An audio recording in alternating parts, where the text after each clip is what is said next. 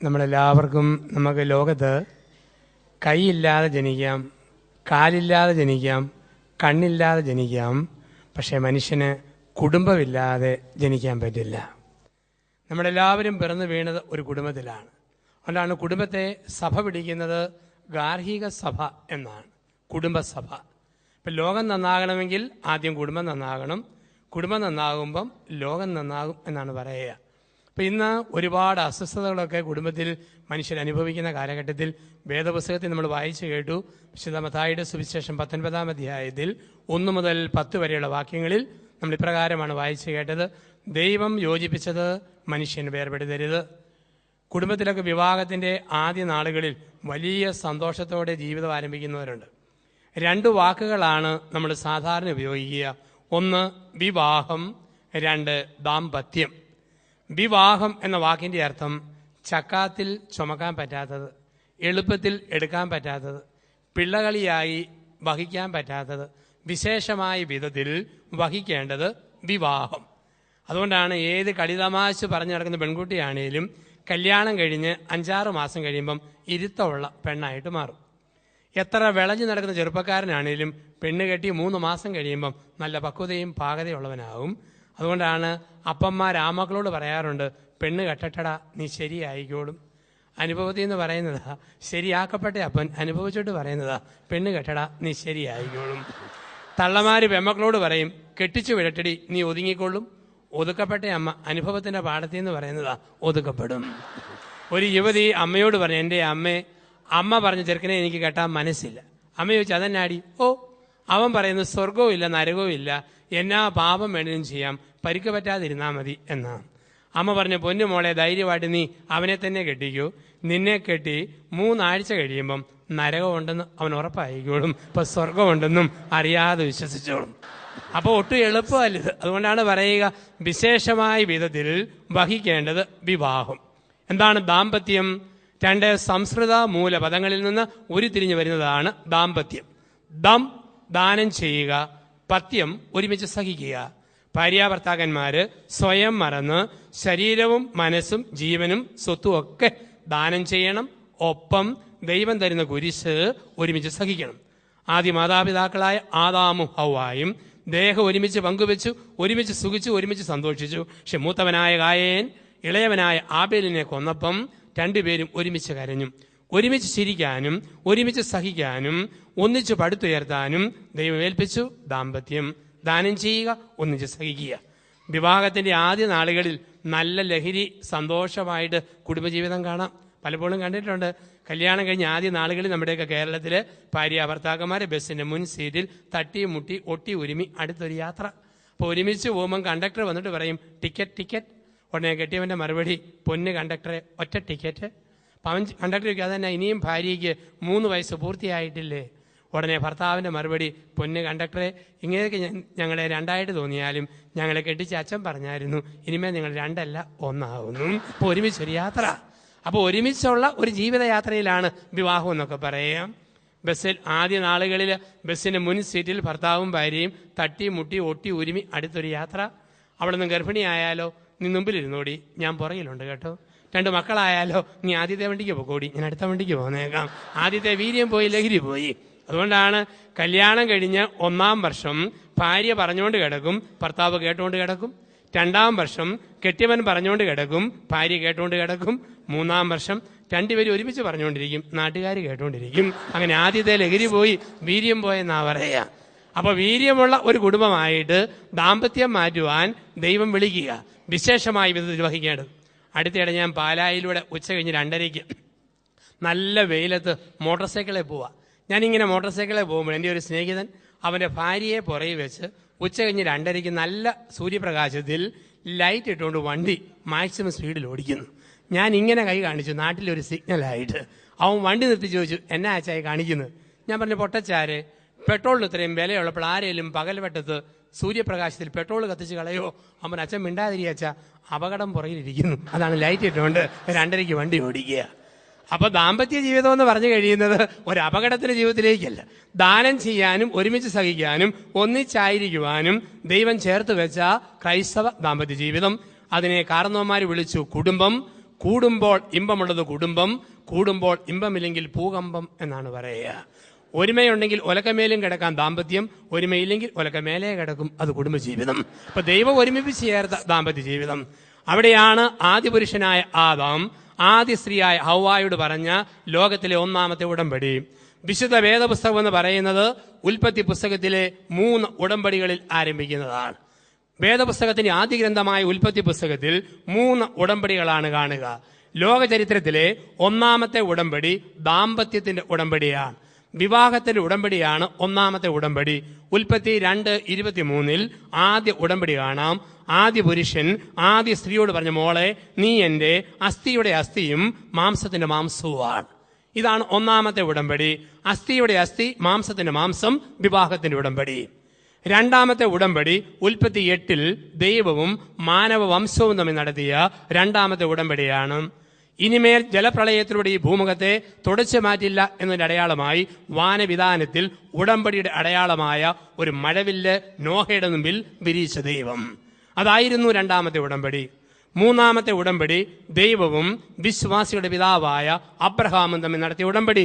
ഉൽപ്പത്തി പുസ്തകത്തിന്റെ 12-ാം അധ്യായത്തിൽ 6 മുതൽ 10 വരെയുള്ള വാക്യങ്ങൾ. അബ്രഹാമെ, സ്വജനത്തെയും പിതൃഭവനത്തെയും നീ ഉപേക്ഷിച്ച് ഞാൻ പറയുന്ന സ്ഥലത്തേക്ക് പുറപ്പെട്ടാൽ നിന്നെ ഞാൻ അനുഗ്രഹിക്കും. അനുസരിക്കുന്നവരെ അനുഗ്രഹിക്കുന്ന ദൈവത്തിന്റെ ഉടമ്പടി, ഒരു ജനതയുമായുള്ള ഉടമ്പടി, വിവാഹത്തിന്റെ ഉടമ്പടി. ഇപ്പൊ ഒന്നാമത്തെ ഉടമ്പടിയാണ് ഉൽപ്പത്തി 2:23.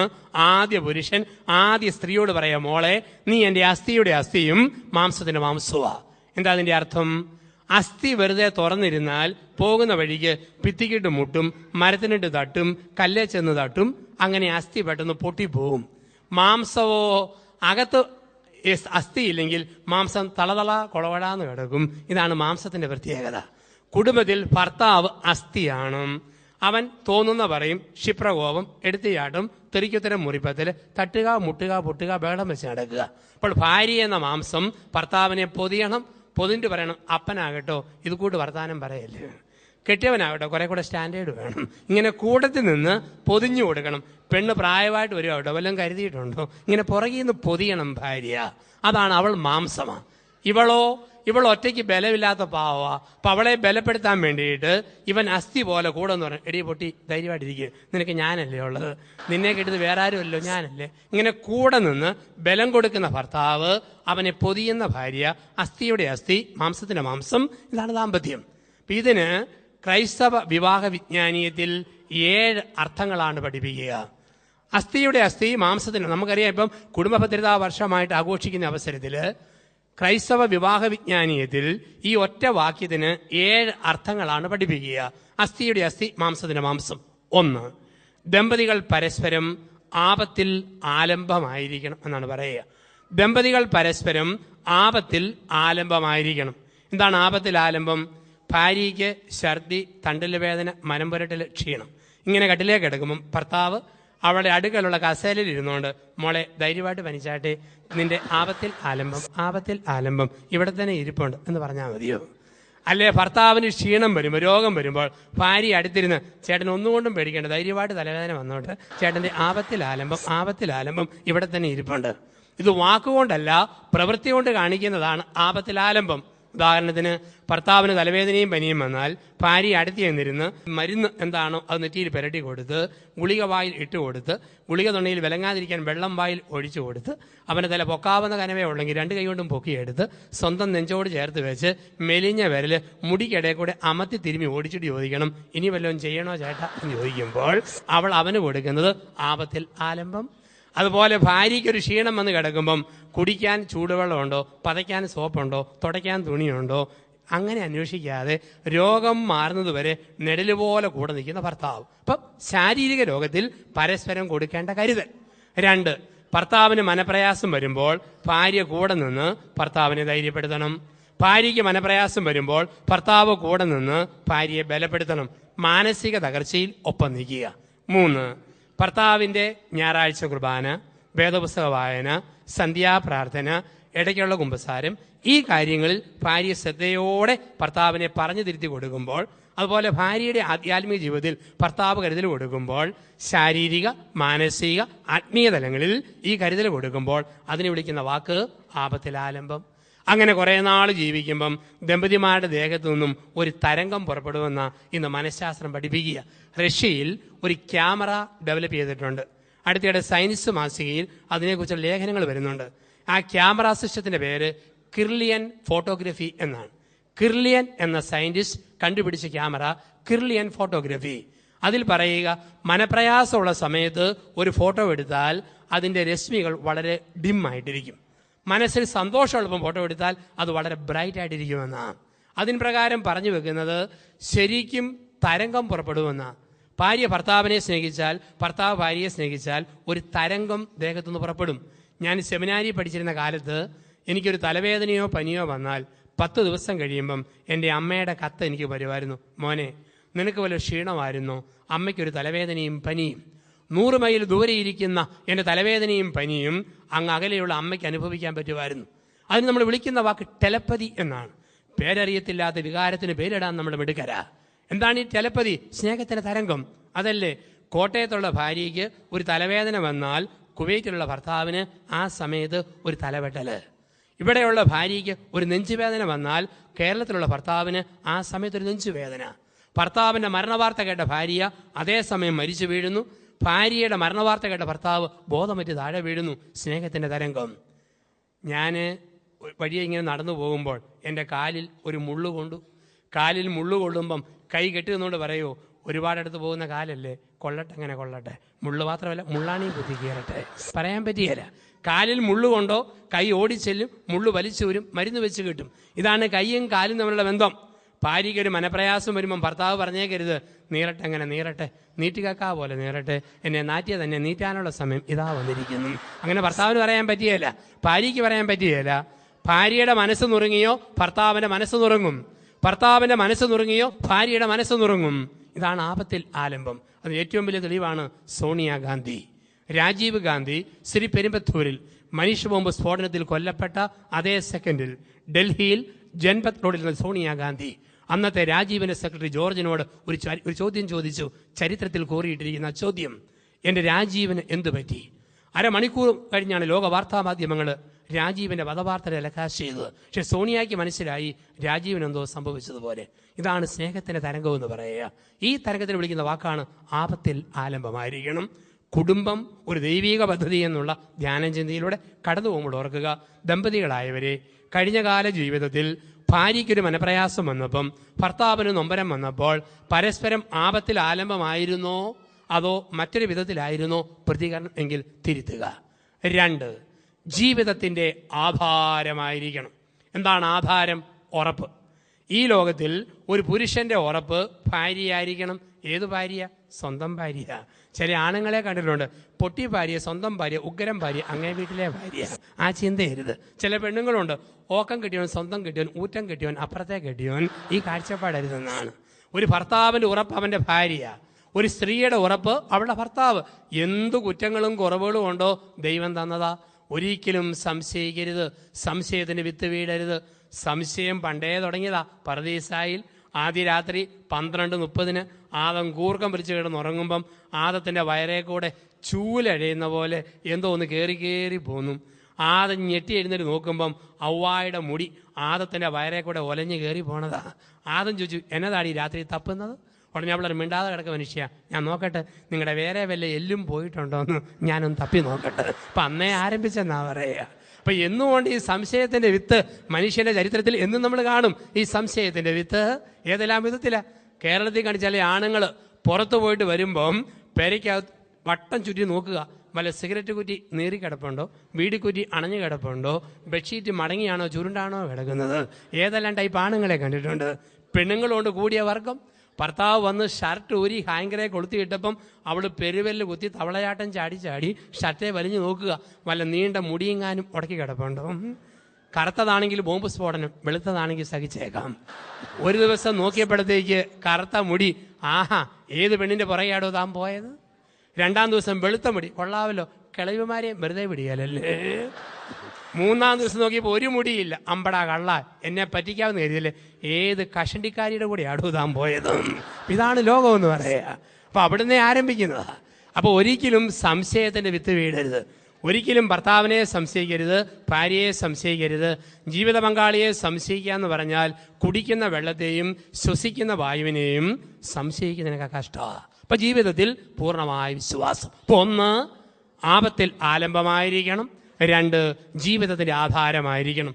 വീണ്ടും ഒരു സ്ത്രീയെ സൃഷ്ടിച്ച് പുരുഷന്റെ മുമ്പിൽ നിർത്തിയിട്ട് ദൈവം പറഞ്ഞത് എന്താ? നിനക്ക് ചേർന്ന ഇണയും തക്കതായ തുണയുമാ.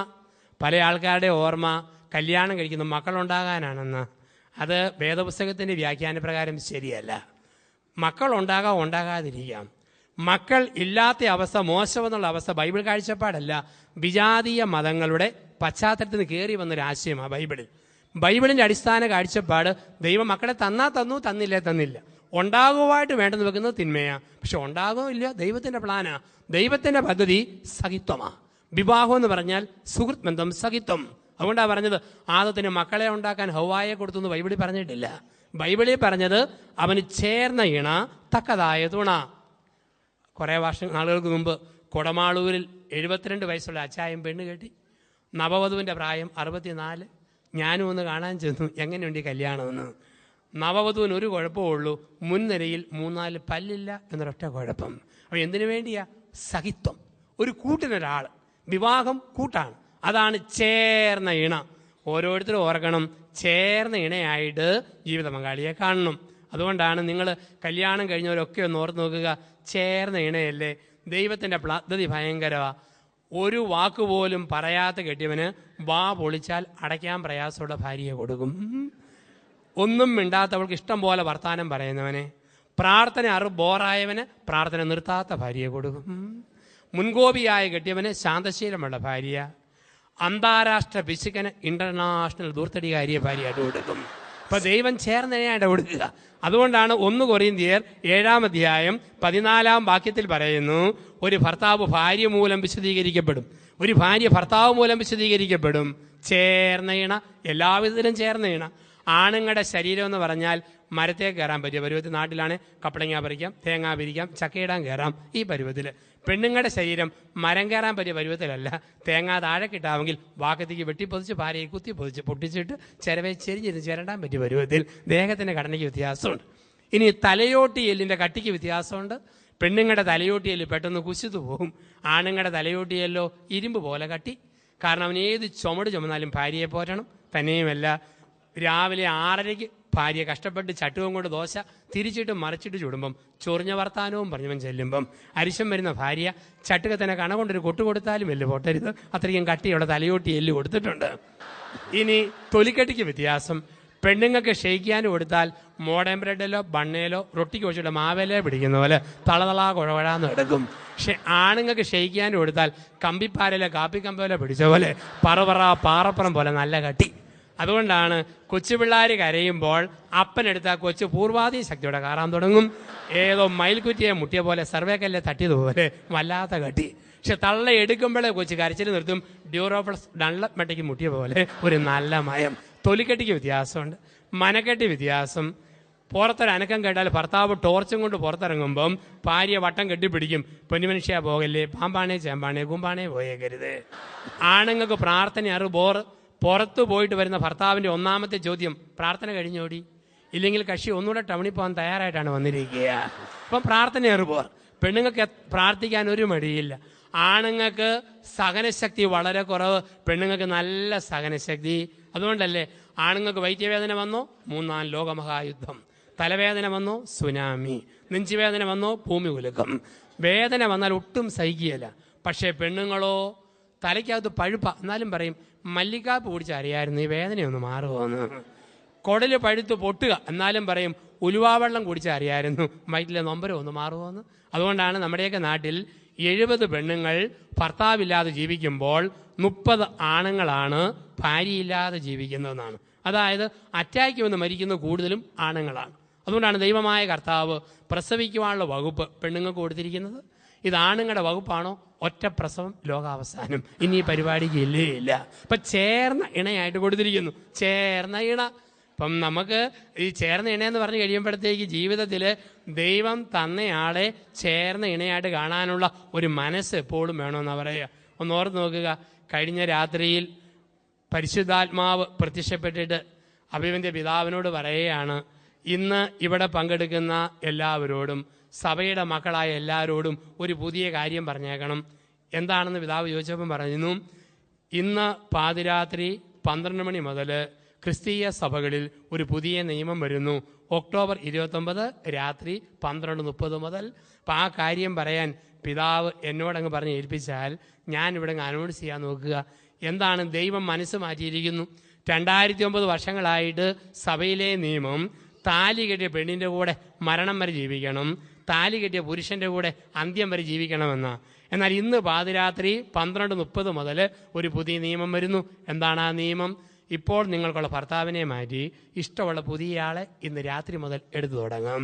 ഇപ്പോൾ നിങ്ങൾക്കുള്ള ഭാര്യയെ മാറ്റി ഇഷ്ടമുള്ള പുതിയ പെണ്ണിനെ എടുത്തു തുടങ്ങാം. ഇരുട്ടാണേലും ഒരു സഹോദരൻ തലപൊക്കി നോക്കുന്നു. ഇത് സത്യമാണോ അച്ഛാ? കൊതിപ്പിക്കാൻ പറയുകയാണോ അതോ ദൈവം പറഞ്ഞത് തന്നെയാണോ? അപ്പം ഇങ്ങനെ ഒരു കാര്യം ഇവിടെ അനൗൺസ് ചെയ്യുവാണെങ്കിൽ എന്തായിരിക്കും ഇവിടുത്തെ പ്രതികരണം? സെഹിയോൻ ഊട്ടിശാലയിലെ കൊടുങ്കാറ്റിൻ്റെ അരിപ്പ് കേൾക്കാം. രക്ഷപ്പെട്ടു. 100-ൽ 60 പേര് ഓർക്കും മാറ്റിയെടുക്കാമല്ലോ. 20% പേര് പറയും, ദൈവമേ ഒരിക്കൽ പെട്ടുപോയി, ഇനി പണിക്ക് ഇല്ലേ ഇല്ല. 10% പേര് പറയും, ഇപ്പോൾ ഉള്ളത് ഉഗ്രം കെട്ടിയവൻ ഊറ്റം ഭാര്യ, വേറെ ഒന്നും വേണ്ടേ വേണ്ട. അവസാനത്തെ 10% പേര് പറയും, നോക്കട്ടെ എല്ലാവരും മാറിയാൽ ഞാനും മാറും, ആരും മാറിയില്ല ഞാനും മാറുകയില്ല. അപ്പം എത്ര പേർക്ക് പൂർണ്ണ തൃപ്തിയുണ്ടെന്നാ? ഇപ്പം ചേർന്ന ഇണയായിട്ട് കാണുക. ഇപ്പോൾ 1 ആപത്തിൽ ആലംബമായിരിക്കണം, 2 ജീവിതത്തിൻ്റെ ആധാരമായിരിക്കണം, 3 ചേർന്ന ഇണയായിരിക്കണം, 4 തക്കതായ തുണയായിരിക്കണം. ദൈവം ഹവ്വായെ സൃഷ്ടിച്ച് ആദത്തിന് മുമ്പിൽ നിർത്തിയിട്ട് പറഞ്ഞു, ചേർന്ന ഇണയും തക്കതായ തുണയുമാണ്. എന്താണ് തക്കതായ തുണ? തക്കതായ തുണയെന്ന് പറഞ്ഞു കഴിഞ്ഞാൽ ജീവിതത്തിൽ കൊച്ചു കൊച്ചു കാര്യങ്ങളുടെ പേരിൽ ഒരിക്കലും അസ്വസ്ഥത ഉണ്ടാകാതെ നോക്കണം. പണ്ടത്തെ കാലത്താണെന്ന് വരികയിൽ അപ്പൻ്റെ അമ്മയുടെ ഉപദേശം എന്താ? എടി, ഇനിമേൽ ഭർത്താവിൻ്റെ വീട് നിന്റെ വീട്, അതുകൊണ്ട് കൊച്ചു കൊച്ചു കാര്യവും പരാതിയും പറഞ്ഞ് ഇങ്ങോട്ട് വന്നേക്കരുത് എന്ന് പറയുന്ന ലോകമാണ്. ഇന്ന് കാഴ്ചപ്പാട് മൊത്തം മാറാൻ തുടങ്ങി. പെണ്ണിന് ശമ്പളം ഉണ്ടെങ്കിൽ മാതാപിതാക്കൾ പ്രോത്സാഹിപ്പിക്കും, പോട്ടടി അല്പം കൂടെ നല്ലതിനെ ഞങ്ങൾ തന്നെ കണ്ടുപിടിച്ച് തരാം, ഇങ്ങോട്ട് പോരെ പറയുന്ന കാലമാണ്.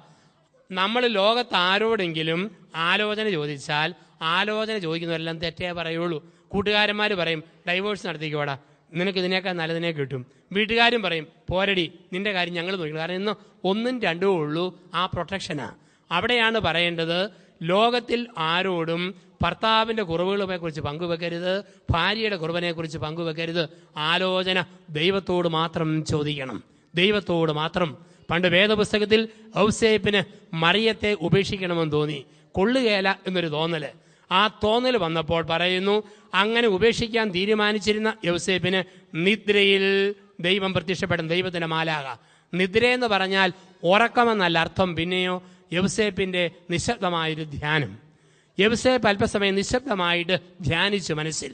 ആ ധ്യാനത്തെ വേദപുസ്തകം നിദ്രയെന്ന് പറയും. കാരണം സുഖമായിട്ട് യൗസേപ്പിന് ഉറങ്ങാൻ പറ്റുകയില്ല. കാരണം കടന്നു വരാൻ പോകുന്ന പങ്കാളിയെ ഉപേക്ഷിക്കണം കരുതുന്ന ഭർത്താവിന് ഉറങ്ങാൻ പറ്റുകയില്ല. അപ്പോൾ ഉറങ്ങിയെന്നല്ല, ഒരു ചെറിയ ധ്യാനത്തിലൂടെ കടന്നു പോയപ്പോൾ ആ ധ്യാനമാണ് യൗസേപ്പ് ദൈവത്തോട് ആലോചന ചോദിച്ച സമയം. ദൈവത്തോട് ആലോചന ചോദിച്ചു, ഞാൻ കെട്ടാൻ പോകുന്ന എൻ്റെ ഭാര്യയായ അവളെ ഞാൻ എന്ത് ചെയ്യണം? ദൈവത്തോട് ചോദിച്ചപ്പം ദൈവം കൊടുത്ത ഉത്തരം, നീ ശങ്കിക്കരുത്, നിനക്ക് വേണ്ടിയുള്ളതാ, എടുക്ക്. കൂട്ടുകാരോട് ചോദിച്ചാൽ പറയും കൊള്ളുകയില്ലാത്തവർ ഉപേക്ഷിക്ക്. വീട്ടുകാർ പറയാം, പക്ഷെ ദൈവം പറഞ്ഞു നിനക്കായി വെച്ചതായി എടുക്ക്. ദാമ്പത്യ ബന്ധത്തിൽ പക്കതായ തുണയാകണോ? ആലോചന ദൈവത്തോട് മാത്രം. കൊച്ചു കാര്യത്തിന് പേരിൽ ഭാര്യയെ വിട്ട് അകലാൻ ചിന്തിക്കുന്നവര്, ഭർത്താവിനെ വിട്ട് അകലാൻ ചിന്തിക്കുന്നവര് ഓർമ്മിക്കുക, ആലോചന എൻ്റെ ദൈവത്തോടായിരിക്കണം. സ്വന്തം വീട്ടുകാരോടല്ല, സുഹൃത്തുക്കളോടല്ല, സഹപ്രവർത്തകരോടല്ല.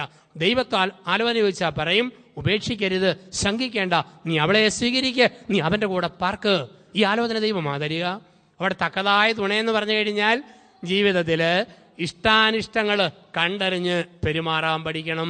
കല്യാണം കഴിഞ്ഞ് ഒരു 5-6 മാസം കഴിയുമ്പോഴത്തേക്ക് മിടുക്കൻ ഭർത്താവ് മനസ്സിലാക്കണം, എൻ്റെ ഭാര്യയ്ക്ക് ഏതെല്ലാം ഭക്ഷണം ഇഷ്ടം, ഞാൻ എന്നാ തുണി ഉടുത്താൽ ഇഷ്ടം, ഞാനെങ്ങനെ മുടിയിരിയാൽ ഇഷ്ടം, ഞാനെങ്ങനെ വർത്തമാനം പറഞ്ഞാൽ ഇഷ്ടം.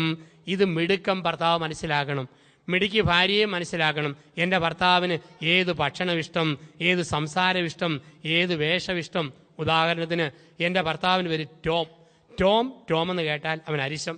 ടോം കുട്ട എന്ന് വിളിക്കാമെങ്കിൽ സന്തോഷം. അങ്ങനെയെങ്കിൽ ടോം കുട്ടാൻ തന്നെ വിളിക്കണം. അലറി വിളിച്ച് കുട്ടാന്ന് വിളിച്ചാൽ പന്നിക്കുട്ടനെ വിളിക്കുന്നവരായിരിക്കും. പേര് കൂട്ടി വിളിക്കുമ്പം തക്കതായ തുണ. ഭർത്താവ് ഭാര്യയോട് പറയടി, നിന്റെ സാരിയും ബ്ലൗസും പറിച്ച് ദൂരെ കളഞ്ഞിട്ട് നാളെ മുതൽ നീ സാൽവാറും കമ്മീസും ധരിച്ചാൽ മതി. ഉടനെ ഭാര്യ പറഞ്ഞേക്കരുത്, പൊന്നു മനുഷ്യ, കണ്ണിച്ചോരില്ലാത്ത വർത്താനം പറയരുത്. ഇത് കൂടി കുന്ത്രാട്ടം കുത്തിക്കയറ്റിയാൽ പുത്തനായിട്ട് പണിയുന്ന കെട്ടിടത്തിന് കണ്ണ് കിട്ടാൻ നിൽക്കുന്ന ബൊമ്മ പോലാവുമെന്ന് ഒരിക്കലും പറഞ്ഞേക്കരുത്. ഭർത്താവ് ആവശ്യപ്പെട്ടോ ഭാര്യ ധരിച്ച് കാണിക്കണം. അല്ലെങ്കിൽ അങ്ങനെയുള്ള വേഷം ധരിച്ച വല്ല അവളുമാരെയും നോക്കാനുള്ള പ്രവണത ഭർത്താവിനുണ്ടാകും. ഉണ്ടാകാതിരിക്കണമെങ്കിൽ ഞാനെന്ന ഭാര്യ തന്നെ ധരിച്ച് കാണിക്കണം വസ്ത്രം. അതോടൊപ്പം തന്നെ എൻ്റെ ഭർത്താവിന് ഇഷ്ടമില്ലാത്ത കാര്യങ്ങൾ ഒരിക്കലും പറയരുത്. ഭർത്താവിന് ഏറ്റവും ഇഷ്ടമാണ് കോഴിക്കറി വെക്കുമ്പം 3/4 വേവായ കോഴിക്കാല് എരിവും ചൂടുമുള്ള ചാറിയെന്നെടുത്ത് കറുമുറ കടിച്ചു തിന്നുന്ന ഇഷ്ടമാണെന്ന് ഭാര്യയ്ക്ക് മനസ്സിലായാൽ ഇനിമേൽ കോഴിക്കറി വെക്കുമ്പം 3/4 വേവായ കോഴിക്കാല് എരിവും ചൂടുമുള്ള ചാറി വെച്ചിട്ട് ചേട്ടാ കടിക്ക് കോഴിയുടെ കാല് എന്നും പറഞ്ഞ് നീട്ടിപ്പിടിച്ചു കൊടുക്കുന്ന ഭാര്യ ഭർത്താവിൻ്റെ ജീവിതത്തിൽ തക്കതായ തുണ. ഒരിക്കലും ഭർത്താവിന് ഇഷ്ടമില്ലാത്ത വർത്താനം പറയരുത്. ഭർത്താവ് ഒരു ദിവസം നല്ല ഒരു നീല പാൻസിന് തുണി കെട്ടി. അവൻ നീല പാൻസും തയ്ച്ചിട്ടു. അവൻ ഇഷ്ടപ്പെട്ട ഒരു ചുമന്ന ഷർട്ടും തയ്ച്ചിട്ടു. നീല പാൻസും ചുമന്ന ഷർട്ടും ഇട്ട് കഴുത്തിൽ ഒരു മപ്ലോടും ചുറ്റി അവൻ ഭാര്യയുടെ മുമ്പിൽ വന്നു. എങ്ങനെയുണ്ട് എന്നെ കണ്ടാൽ? അവളുടെ ഒരു നല്ല വാക്ക് കേൾക്കാൻ വേണ്ടിയാ. അവനോർത്ത് ചേട്ടനെ കണ്ടാൽ ഷാരൂഖ് ഖാനെ പോലെ ഇരിക്കും എന്ന് പറയുന്ന. ഇത് കണ്ടപാടെ അവൾ പറയും, അയ്യടാ കേമമായിരിക്കുന്നു, റെയിൽവേയിൽ ചരക്ക് ചുമക്കുന്ന പോട്ടറെ പോലെ ഉണ്ടല്ലോ. അത് കേട്ടപാടെ അവന്റെ മറുപടി, അല്ലെങ്കിൽ സത്യവാടി, ഒരു മുടിഞ്ഞ ചരക്കിനെ 20 വർഷമായിട്ടും ചുമന്നുകൊണ്ടിരിക്കുകയല്ലേ, നീ ഇത് തന്നെ എന്നോട് പറയണം. അപ്പോൾ ഒരിക്കലും ഈ പൊരുത്തമില്ലാത്ത വാക്ക് പറയരുത് ജീവിതത്തിൽ നിന്നാണ്. തക്കതായ തുണ. ഭർത്താവിൻ്റെ ഒരു കണ്ണ് അല്പം അടഞ്ഞ കണ്ണ്, ആ കണ്ണിനെ കുറിച്ച് കേൾക്കുന്നത് തന്നെ അവന് സഹിക്കാൻ പറ്റിയല്ല. പക്ഷെ ഇവിടെ അരിശം വരുമ്പം വജ്രായുധം പോലെ ഭർത്താവിനെ വിളിക്കുന്ന വാക്കെന്നാ, കോച്ചറക്കണ്ണ കോച്ചറക്കണ്ണ. തിരുത്താൻ മേലാത്ത കാര്യം പറഞ്ഞ് ഭർത്താവിനെ നൊമ്പരപ്പെടുത്തരുത്. തക്കതായ തുണ. ഇതുപോലെ ഒരു ഭാര്യയെ സംബന്ധിച്ച്, ഭർത്താവിനെ സംബന്ധിച്ച് ഓർക്കുക, ഭാര്യയ്ക്ക് ഇഷ്ടമില്ലാത്ത വാക്കുകളോ പദപ്രയോഗങ്ങളോ ഒരു ഭർത്താവിൻ്റെ വായിൽ നിന്നും ഒരിക്കലും വീഴരുത്. ഒരിക്കലും നൊമ്പരപ്പെടുന്ന വാക്കുകൾ ഒരു ഭർത്താവ് പറയരുത് ജീവിതത്തിൽ. ഉദാഹരണത്തിന്, എൻ്റെ ഭാര്യയുടെ പേര് മറിയ എന്ന് കേട്ടാൽ അവൾക്ക് ചൊറിയും. മറിയാമ്മ എന്ന് വിളിക്കാമെങ്കിൽ ഇക്കിളി എടുക്കും. അങ്ങനെയെങ്കിൽ മറിയാമ്മ എന്ന് തന്നെ വിളിക്കണം. എൻ്റെ ഭാര്യയ്ക്ക് ഏറ്റവും ഇഷ്ടപ്പെട്ട സാധനം പരിപ്പ് വട, പാളയംകോടൻ പഴം. വിവാഹ വാർഷികത്തിലും ജന്മദിനത്തിലും കുഞ്ഞുങ്ങളുടെ ജന്മദിനത്തിലും 5-6 വടയും പഴവും കൂടെ ഒരു കടലാസിൽ പൊഞ്ഞിട്ട് മോളെ മറിയാമ്മയെ കടിക്കടി വട പഴം പൊതി എന്നും പറഞ്ഞ് നീട്ടിപ്പിടിച്ചു കൊടുക്കുന്ന ഭർത്താവ് അവളുടെ ജീവിതത്തിൽ തക്കതായ തുണ. ഒരു കാര്യം ഓർക്കാനുള്ളത്, മിടുക്കര് ഭർത്താക്കന്മാരാണോ ഭാര്യയെ നേടാൻ ആഗ്രഹിക്കുന്നെങ്കിൽ പേരിൻ്റെ കൂട്ടത്തിൽ മോളെ എന്ന് കൂട്ടിക്കൂട്ടി വിളിച്ചാൽ ഏത് ഭർത്താവിനും ഭാര്യയെ നേടാൻ പറ്റും. ഉദാഹരണത്തിന്, ജെസ്സിയാണോ ജെസ്സി മോളെ, ടെസ്സിയാണോ ടെസ്സി മോളെ, ലൂസിയാണോ ലൂസി മോളെ, ജാസ്മിനാണോ ജാസ്മിൻ മോളെ, മോളിയാണോ മോളുടെ മോളെ. അങ്ങനെ വിളിച്ചുകൊണ്ടിരിക്കാമെങ്കിൽ അത് പെണ്ണുങ്ങൾക്ക് വലിയ സന്തോഷമാണ്. ഒരു സ്ഥലത്ത് ഞാൻ ധ്യാനത്തിൽ പറഞ്ഞു, മിടുക്കര് ഭർത്താക്കന്മാർ ഭാര്യയെ പേരിൻ്റെ കൂട്ടത്തിൽ മോളെ എന്ന് കൂട്ടിച്ചേർത്ത് വിളിക്കണം. അത് കേട്ടപാടെ ഒരു ഭാര്യ എൻ്റെ അടുക്ക വന്നു, എൻ്റെ അച്ഛ ഒരു ധ്യാനവും കൂടണ്ട, കല്യാണം കഴിഞ്ഞ് 6 മാസം കഴിഞ്ഞപ്പോൾ മുതൽ എൻ്റെ ഭർത്താവിനെ മോളെ എന്ന് നീട്ടി വിളിക്കും. പക്ഷെ എൻ്റെ പൊന്നച്ഛ, ആദ്യം വേറെ ഏതാണ്ട് പൂരിപ്പിച്ചിട്ട് അവസാനമാണ് ഈ മോളെ എന്നുള്ള വിളി അവസാനമാണ് വരിക. ഇപ്പൊ തക്കതായ തുണയെന്ന് പറഞ്ഞു കഴിഞ്ഞാൽ ഇഷ്ടാനിഷ്ടങ്ങൾ കണ്ടറിഞ്ഞ് പെരുമാറുന്ന ഒരു ജീവിത ശൈലി എന്നാണ് പറയുക. ഇഷ്ടാനിഷ്ടങ്ങൾ കണ്ടറിയുന്ന ഒരു ജീവിത ശൈലി. അതുപോലെ തന്നെ ഓർക്കുക, ഭാര്യ ഭക്ഷണം ഉണ്ടാക്കി വെച്ചു. ഈ ചില ആണുങ്ങളുണ്ട്, എന്തിനു വേദനും കുറ്റം പറയുന്ന ആണുങ്ങൾ. അതൊരിക്കലും ശരിയല്ല. ഭാര്യ 1-ാം തരം മുട്ട പൊരിച്ചു വെച്ചു, പിശാചെ പുഴുങ്ങാൻ മേലേടി. പിറ്റേ ദിവസം പുഴുങ്ങി വെച്ചു, ചേത്താനെ പൊരിക്കാൻ മേലേടി. 3-ാം ദിവസം പരാതി വേണ്ടല്ലോ, ഒരു മുട്ട പുഴുങ്ങിയും വെച്ചു, മറ്റേത് പൊരിച്ചും വെച്ചു. മുടിഞ്ഞ പിശാച്, പൊരിക്കേണ്ട മുട്ട പുഴുങ്ങിയും വെച്ചു, പുഴുങ്ങേണ്ട മുട്ട പൊരിച്ചും വെച്ചു. ഈ ടൈപ്പ് ആണുങ്ങളുണ്ട്. ദൈവം തമ്പുരാന് പോലും രക്ഷിക്കാൻ മേലാത്ത വർഗങ്ങളെന്നാണ് പറയുക. അപ്പൊ ജീവിതത്തിൽ ഇഷ്ടാനിഷ്ടങ്ങൾ നോക്കി പെരുമാറുന്ന ഒരു ജീവിതത്തിന്റെ ശൈലി എന്നാ പറയുക. അതുപോലെ ഒരു ദിവസം അവൾ 1-ാം തരം കണ്ണിമാങ്ങ അച്ചാറിട്ട് ഒരു കുപ്പിക്കകത്താക്കി കൊടുത്തു. എന്നിട്ടൊരു ടീസ്പൂണും കൊടുത്തു, ചേട്ടാ കഴിച്ചു നോക്ക്, ഈ ചൊനയുടെ രുചി, അരപ്പിന്റെ ടേസ്റ്റ് എങ്ങനെയുണ്ടെന്നും പറഞ്ഞു. അവൻ ഒരു കണ്ണിമാങ്ങ എടുത്ത് കടിച്ചു നോക്കി, അരപ്പൊന്ന് നക്കി. എന്നിട്ട് ചോദിക്കുക, എന്നതാ അടിയത്? കണ്ണിമാങ്ങ അച്ചാർ. ഇതാണോ കണ്ണിമാങ്ങ? എല്ലാത്തിലും എഴുതി വേടി കണ്ണിമാങ്ങ അച്ചാറെന്ന്. ഏതാണ്ട് ആട്ടിൻകാഷ്ടം അരപ്പിലിട്ടതുപോലെ ഉണ്ടല്ലോ. എടി ഇതാണോ അച്ചാറെന്ന് പറഞ്ഞാൽ അയൽവക്കത്തെ അച്ചാമ്മയുടെ അച്ചാർ, അതല്ലേ അച്ചാർ. ഇത്രയും പറഞ്ഞോ അവന്റെ കഥ കഴിഞ്ഞു. പിറ്റേ ഞായറാഴ്ച ഇവള് പോത്തിറച്ചി വരട്ടി ഒലത്തി പാത്രത്തിൽ നികത്തി നിരത്തി വിളമ്പും. എന്നിട്ട് പറയും, ഞാൻ ഒലത്തിയതാ, അച്ചാമ്മയുടെ ഒലത്ത് പോലത്തൊന്നും നിരത്തില്ല, വേണേ കയറ്റി വെച്ച് പോവാ മനുഷ്യ എന്ന് പറയും. ഇതാണ് പ്രശ്നമെന്ന് പറയാ. ഇപ്പൊ തക്കതായ തുണയെന്ന് പറഞ്ഞു കഴിഞ്ഞാൽ ഇഷ്ടാനിഷ്ടങ്ങൾ കണ്ടറിഞ്ഞ് പെരുമാറുന്ന ഒരു ജീവിതത്തിന്റെ ശൈലി എന്നാണ്. ഇഷ്ടാനിഷ്ടങ്ങൾ കണ്ടറിഞ്ഞ് പെരുമാറുന്ന ഒരു ജീവിത ശൈലി. ഇനി പെണ്ണുങ്ങളുടെ ശരീരത്തിന് എത്ര ഷേപ്പ് പോയാലും മിടുക്കരാണുങ്ങൾ ഒരിക്കലും കമന്റ് പറഞ്ഞേക്കരുത്. എത്ര ഷേപ്പ് ഇല്ലാതെ പോയാലും പറയാം, എൻ്റെ ഏടി പ്രിയങ്ക ചോപ്ര കഴിഞ്ഞ പിന്നെ അടുത്ത ചോപ്ര നിന്നെ കിട്ടിയത് മഹാഭാഗ്യം. പക്ഷെ ചില ആണുങ്ങൾക്ക് ഒരു വിവരവും ഇല്ല. അവരുള്ളതുപോലെ പറയും, എൻ്റെ ഏടി അയൽവക്കത്തെ സൂസി 3 പെറ്റിട്ടും മുഖത്തിന് എന്നാ മിനിസോ, നീ 1 പെറ്റപ്പോൾ ആഫീസ് പൂട്ടിപ്പോയല്ലോ, ഇത് കൂടി വർത്തമാനം പറയരുതെന്നാണ്. ഇപ്പൊ തക്കതായ തുണ. ഇപ്പൊ 1 ആപത്തിൽ ആലംബമായിരിക്കണം, 2 ജീവിതത്തിന്റെ ആധാരമായിരിക്കണം, 3 ചേർന്ന ഇണയായിരിക്കണം, 4 തക്കതായ തുണയായിരിക്കണം, 5 അസ്ഥിയുടെ അസ്ഥി മാംസത്തിന്റെ മാംസത്തിന്റെ 5ാമത്തെ വ്യാഖ്യാനം ദമ്പതികൾ പരസ്പരം ഡോക്ടർമാരായിരിക്കണം, നേഴ്സുമാരായിരിക്കണം, നാടൻ ഭാഷയിൽ വൈദ്യന്മാരായിരിക്കണം. ആരാണ് ഡോക്ടർ, ആരാണ് നേഴ്സ്, ആരാണ് വൈദ്യൻ? മുറിവുകളിൽ മരുന്ന് പുരട്ടി സുഖപ്പെടുത്തുന്നവനാണ് വൈദ്യൻ. മുറിവുകളിൽ മരുന്ന് പുരട്ടി സൗഖ്യപ്പെടുത്തുന്നവനാണ് ഡോക്ടർ. മുറിവുകളിൽ മരുന്ന് പുരട്ടി സൗഖ്യം കൊടുക്കുന്നവനാണ് ഒരു നേഴ്സ് എന്ന് പറയുക. ഇതുപോലെ ജീവിതത്തിൽ ഭർത്താവിന് മനപ്രയാസം ഉണ്ടായാൽ ഭാര്യ അടുത്ത് നിന്ന് ആശ്വാസത്തിന് തൈലം പുരട്ടി ഭർത്താവിനെ ധൈര്യപ്പെടുത്തണം. ഭാര്യയ്ക്ക് മനപ്രയാസം വന്നാൽ ആശ്വാസത്തിന് തൈലം പുരട്ടി ഭർത്താവ് ആശ്വസിപ്പിക്കണം. ഉദാഹരണത്തിന് നാട്ടുകാർ ഭർത്താവിനെ വിളിച്ചു കള്ളൻ, ദ്രോഹി, പാര. ഇത് കേട്ട ഭർത്താവ് മനസ്സ് മുറിഞ്ഞ് പെരയ്ക്കകത്തിരുന്ന് കരയുക. ഉടനെ പണ്ടേ ചൊരുക്കുള്ള ഭാര്യ അടുത്ത് വന്നിട്ട് പറയുക, എന്നാത്തിനാടോ മുതലക്കണ്ണീര് ഒഴുക്കിക്കൊണ്ടിരിക്കുന്നത്? തന്നെ നാട്ടുകാർ പാരയെന്ന് വിളിച്ചിട്ടാണോ? താൻ വെറും പാരയാണോ? ഊരാപ്പാര, എനിക്കല്ലേ തന്നെ അറിയത്തുള്ളൂ. അങ്ങനെ പറയുന്നവൾ മുതുപ്പിശാചാണ്, രാക്ഷസിയാണ്. അവൾ വൈദ്യനാണെ പറയും, നിങ്ങളെ ആരെല്ലാം തെറ്റിദ്ധരിച്ചാലും എനിക്ക് നിങ്ങളെ വിശ്വാസമാണ്, ധൈര്യമായിട്ടിരിക്കുക, ഞാൻ നിങ്ങളുടെ കൂടെയുണ്ട്. ഭർത്താവിന്റെ തകർച്ചയിൽ കൂടെ നിന്ന് ആശ്വസിപ്പിക്കാത്തവൾ ഭാര്യയല്ല. അതുപോലെ തന്നെ ഭാര്യയ്ക്ക് മനപ്രയാസം ഉണ്ടായി, മക്കളും മരുമക്കളും നാത്തൂന്മാരും എന്തോ കുത്തുവാക്ക് പറഞ്ഞു. ഭാര്യ ഇങ്ങനെ മനസ്സ് മുറിഞ്ഞിരിക്കുമ്പോൾ പണ്ടേ അരിശമുള്ള ഭർത്താവ് അടുത്ത് എന്നിട്ട് പറയുക, എടി ദൈവം നീതിമാനാ, കൊടുത്താ കൊല്ലത്തും കിട്ടും, നീ എത്ര എന്നെ വേദനിപ്പിച്ചതാ, അനുഭവിക്കടി, അനുഭവിക്ക്. അങ്ങനെ ഇരുന്ന് പറയുന്ന ഭർത്താവ് രാക്ഷസനാണ്. അവൻ വൈദ്യനാണെ പറയും, എടി പൊട്ടി, മക്കളെ കണ്ടും മാമ്പൂ കണ്ടും കൊതിക്കരുതെന്ന് കാരണവന്മാർ പറഞ്ഞിട്ടില്ലേ? എടി 10 മക്കളുണ്ടായിട്ടും ആരും നോക്കാതെ മരിച്ചവരുണ്ട്, ഒരു കുഞ്ഞും ജനിക്കാഞ്ഞിട്ടും തമ്പുരാൻ കാത്തവരുണ്ട്. എടി മക്കള് പക്ഷിക്കുഞ്ഞുങ്ങള്, നമ്മളോ വൃക്ഷം. പപ്പും തൂവലും മുളയ്ക്കുമ്പോൾ പക്ഷി പറക്കും, വൃക്ഷം നിൽക്കും. എടി കുഞ്ഞുങ്ങൾ കപ്പല്, നമ്മൾ തുറമുഖം. കപ്പല് പോകും, തുറമുഖം നിൽക്കും. നിനക്ക് ഞാൻ തുണ, എനിക്ക് നീ തുണ, നമുക്ക് ദൈവം തുണ. കഴിഞ്ഞകാല ജീവിതത്തിൽ ഇങ്ങനെ ആശ്വാസത്തിന്റെ വാക്ക് പറഞ്ഞ് പരസ്പരം സമാശ്വസിപ്പിച്ചവരാണോ, അതോ കൊച്ചു കൊച്ചു കാര്യത്തിന് കുത്തും കോളുമുള്ള വാക്ക് പറഞ്ഞ് പരസ്പരം മുറിപ്പെടുത്തിയവരാണോ? തിരുത്താൻ ദൈവം വിളിക്കുന്നു. 6 ദമ്പതികൾ വൈദികരാണ്. ദമ്പതികൾ പരസ്പരം വൈദികരാണ്. ഞങ്ങൾ അച്ഛന്മാർക്കൊരു അവകാശം സഭയിലുള്ളത് തലയിൽ കൈവച്ച് പ്രാർത്ഥിക്കാനുള്ള ഒരവകാശമാണ്. കൈവെപ്പ് മേൽപ്പട്ടക്കാരിൽ നിന്ന് സ്വീകരിച്ചവർക്ക് മാത്രമേ മറ്റൊരാളുടെ തലയിൽ കൈവച്ച് പ്രാർത്ഥിക്കാനുള്ള അധികാരം സഭയിലുള്ളൂ. മറ്റേ ആശീർവാദം പോലെ, ആശംസ പോലെ പറയാം, കൈവച്ച് പ്രാർത്ഥിക്കാൻ അധികാരവും അവകാശവും കൈവെപ്പ് സ്വീകരിച്ചവർക്കാണ്. അപ്പോൾ അങ്ങനെയൊരു അധികാരം സഭയിൽ വൈദികർക്കുണ്ട്. ഈ അധികാരം നിങ്ങൾക്ക് കുടുംബത്തിലുണ്ട്. വിവാഹമെന്ന കുദാശയിലൂടെ കൗദാശികമായി ബന്ധിക്കപ്പെട്ടവർക്ക് ഭർത്താവിന് തലയിൽ കൈവച്ച് പ്രാർത്ഥിക്കാൻ ഭാര്യയ്ക്ക് അവകാശമുണ്ട്. ഭാര്യയുടെ തലയിൽ കൈവെക്കാൻ ഭർത്താവിന് അവകാശമുണ്ട്. നിങ്ങളുടെ മക്കളുടെ മേൽ കൈവച്ച് പ്രാർത്ഥിക്കാൻ മാതാപിതാക്കൾക്ക് അവകാശമുണ്ട്, അധികാരമുണ്ട്. നിങ്ങളുടെ പ്രാർത്ഥന വൈദിക പ്രാർത്ഥനയ്ക്ക് തുല്യമാ, അത് പൗരോഹിത്യ പ്രാർത്ഥനയാണ്. നിങ്ങൾ വൈദികരാണ്. അവസാനമായി 7 ദമ്പതികൾ പ്രവാചകരാണ്. എന്താണ് പ്രവചനം? ബൈബിളിൽ പ്രവചനമെന്ന് പറഞ്ഞാൽ തിരുത്തേണ്ട കാര്യം തിരുത്തേണ്ടതുപോലെ തിരുത്തേണ്ട സമയത്ത് ഭർത്താവിനെ തിരുത്തുന്ന ഭാര്യ, തിരുത്തേണ്ട കാര്യം തിരുത്തേണ്ടതുപോലെ ഭാര്യയെ തിരുത്തുന്ന ഭർത്താവ്. ഇതാണ് പ്രവചനം. ഭർത്താവിന് തെറ്റുപറ്റിയോ ആരും കേൾക്കാതെ മുറിക്കകത്ത് കൊണ്ടുപോയി ഒറ്റയ്ക്ക് ഭർത്താവിനെ ഭാര്യ തിരുത്തണം.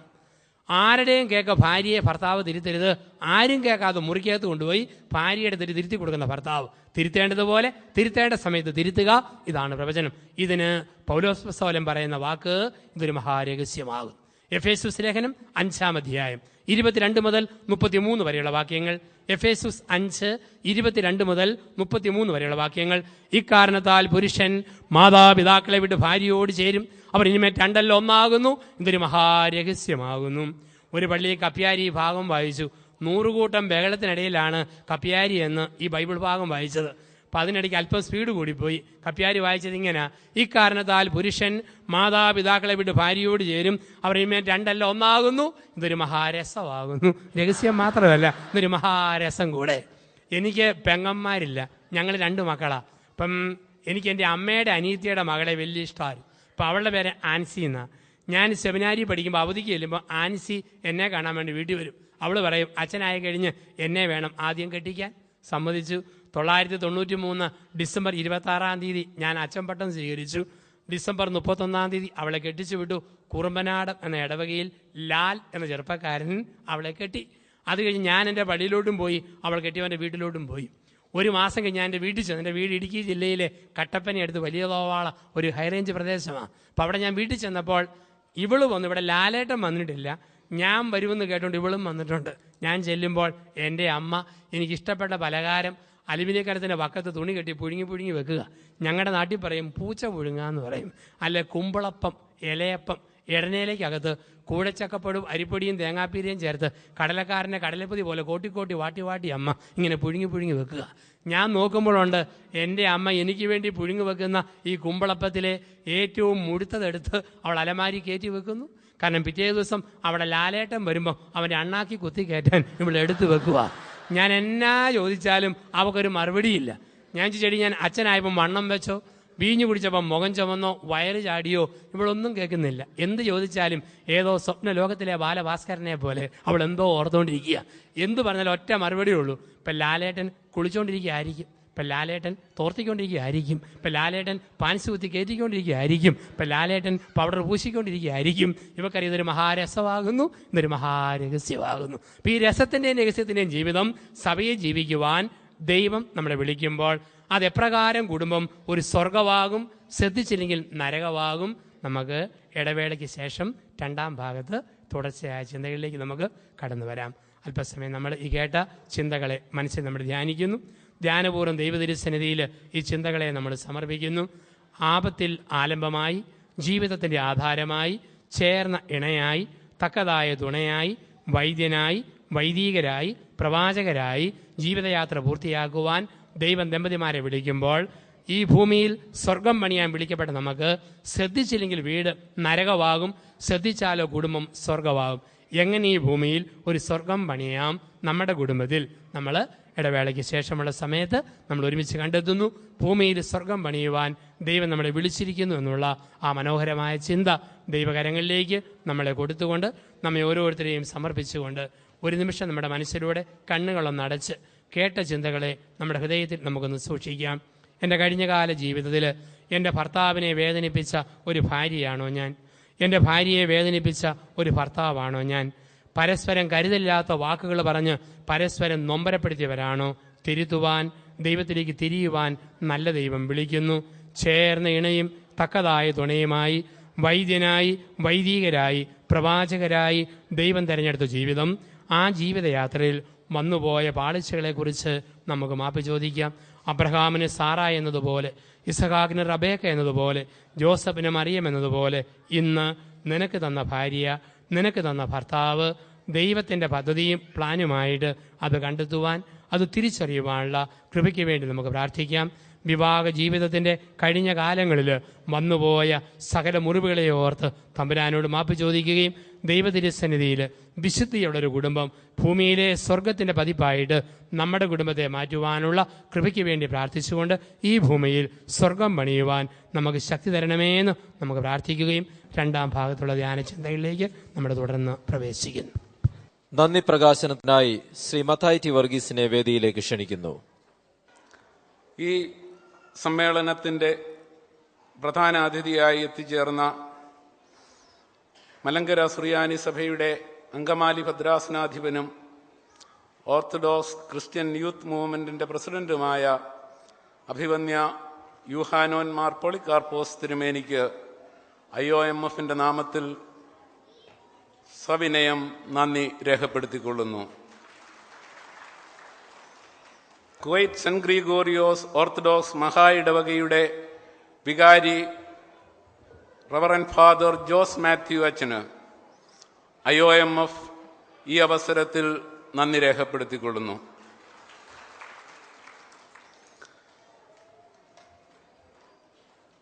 അപ്പസ്തോലിക സഭകളിലെ ഇടവക വികാരിമാരായ ബഹുമാനപ്പെട്ട വൈദിക ശ്രേഷ്ഠർക്ക്, ആ ഇടവകകളുടെ ചുമതലക്കാരായി ഇവിടെ എത്തിച്ചേർന്നിട്ടുള്ള ബഹുമാന്യ വ്യക്തികൾക്കും ഇന്ത്യൻ ഓർത്തഡോക്സ് മേഴ്സി ഫെലോഷിപ്പ് ഹൃദയത്തിൻ്റെ ഭാഷയിൽ നന്ദി രേഖപ്പെടുത്തിക്കൊള്ളുന്നു. മലങ്കര സഭയുടെ മാനേജിംഗ് കമ്മിറ്റിയെ റെപ്രസെൻ്റ് ചെയ്യുന്ന ബഹുമാനപ്പെട്ട ശ്രീ ഷാജി എബ്രഹാം, ഇടവകയുടെ ട്രസ്റ്റി മിസ്റ്റർ ഫിലിപ്പ് കുര്യൻ, ഇടവകയുടെ secretary mister Jerry John Koshy എന്നിവരോടുള്ളതായ നന്ദിയും ഈ അവസരത്തിൽ രേഖപ്പെടുത്തിക്കൊള്ളുന്നു.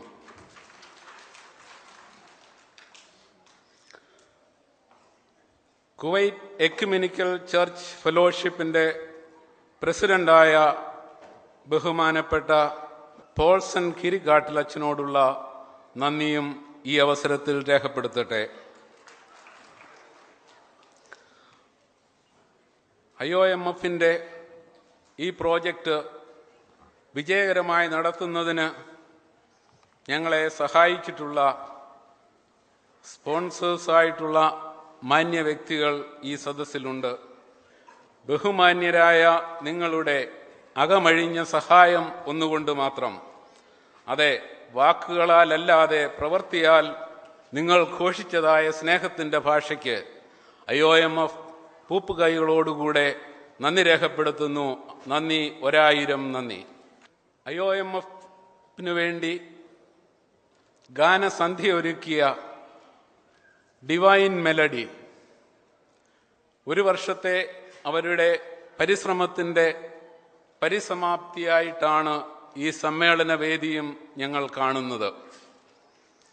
ആ ഗായക സംഘത്തെ നയിച്ച MU മാത്യു, അതോടൊപ്പം തന്നെ അതിൽ സഹകരിച്ചതായ 40ഓളം വരുന്ന സഹോദരി സഹോദരന്മാർക്കും IOMF ഈ അവസരത്തിൽ നന്ദി രേഖപ്പെടുത്തിക്കൊള്ളുന്നു. IOMFൻ്റെ ഡിവൈൻ മെലഡിയുടെ പ്രാക്ടീസ് ശരിയായ രീതിയിൽ നടത്തുവാൻ സാധിച്ചത് united Indian school board members ഞങ്ങളോട് കാണിച്ചതായ സഹകരണം മൂലമാണ്. യുണൈറ്റഡ് ഇന്ത്യൻ സ്കൂൾ ബോർഡ് മെമ്പേഴ്സിനോട് IOMF സ്നേഹത്തിൻ്റെ ഭാഷയിൽ ഇവിടെ നന്ദി രേഖപ്പെടുത്തുന്നു.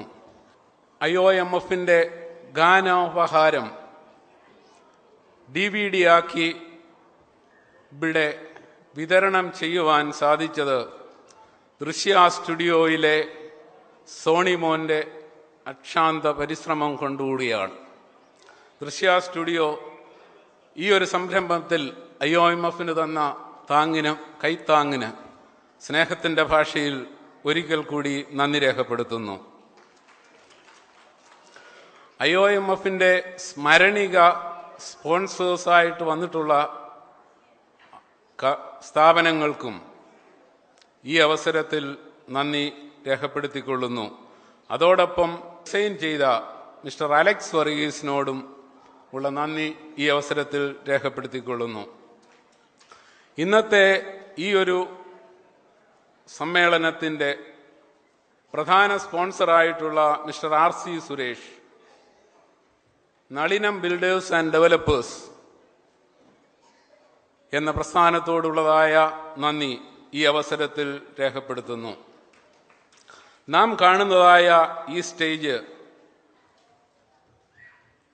2 വ്യക്തികളുടെ കരവിരുതിൻ്റെ ദൃശ്യ ആവിഷ്കാരമാണ്. ബഹുമാനപ്പെട്ട mister Thomas Kurian, mister George MV ഇവരുടെ കരവിരുത് ഈ വേദിയെ കൊഴുപ്പുള്ളതാക്കി തീർത്തു എന്നതിന് സംശയമില്ല. ഈ അവസരത്തിൽ ബഹുമാനപ്പെട്ട തോമസ് കുര്യനെ ഒരു ചെറിയ ഉപഹാരം നൽകിക്കൊണ്ട് നന്ദി രേഖപ്പെടുത്തുവാൻ ഈ അവസരം ഞാൻ ഉപയോഗിക്കുന്നു. അതിനായി കുവൈറ്റ് സെന്റ് ഗ്രിഗോറിയോസ് മഹാ ഇടവകയുടെ വികാരി ബഹുമാനപ്പെട്ട ജോസ് മാത്യൂസ് അച്ഛനെ വേദിയിലേക്ക് ക്ഷണിക്കുന്നു. ഒപ്പം ബഹുമാനപ്പെട്ട തോമസ് കുര്യൻ ഈ വേദിയിലേക്ക് കടന്നു വന്നാലും.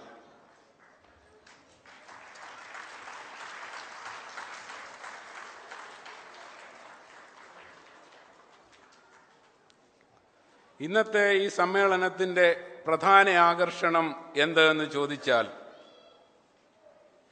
ബഹുമാനപ്പെട്ട ജോസഫ് പുത്തൻപുരയ്ക്കൽ അച്ഛൻ്റെ നദി പോലെ ഒഴുകുന്നതും വാക്കുകൾ കരകളെയും സമൃദ്ധമാക്കുന്ന ചിന്താരത്നങ്ങളുമാകുന്ന ആ പ്രഭാഷണ ശൈലിയാണ്. ബഹുമാനപ്പെട്ട ജോസഫ് പുത്തൻപുരയ്ക്കൽ അച്ഛനെ IOMF എല്ലാവിധമായ ആദരവോടും കൂടി ഈ അവസരത്തിൽ നന്ദി രേഖപ്പെടുത്തുന്നു. കൂടുമ്പോൾ ഇമ്പമുളവാക്കുന്ന വേദികളായി നമ്മുടെ കുടുംബങ്ങൾ മാറട്ടെ. കുടുംബം ഒരു ദൈവീകദാനം എന്ന പ്രഭാഷണത്തിൻ്റെ 2ാം ഭാഗം ഇവിടെ ആരംഭിക്കുകയായി.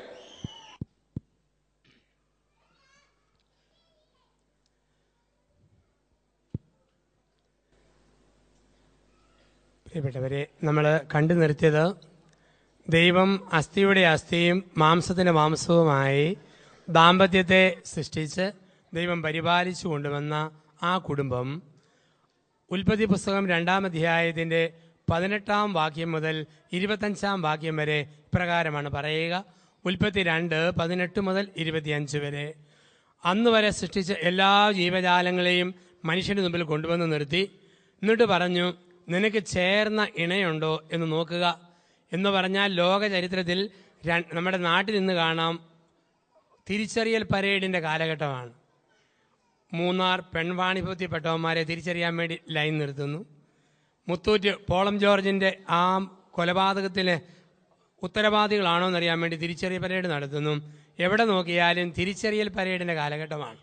ഈ തിരിച്ചറിയൽ പരേഡ് 2009 പ്രത്യേകതയല്ല, ലോകസ്ഥാപനം മുതൽ ആരംഭിച്ചതാണ് തിരിച്ചറിയൽ പരേഡ്.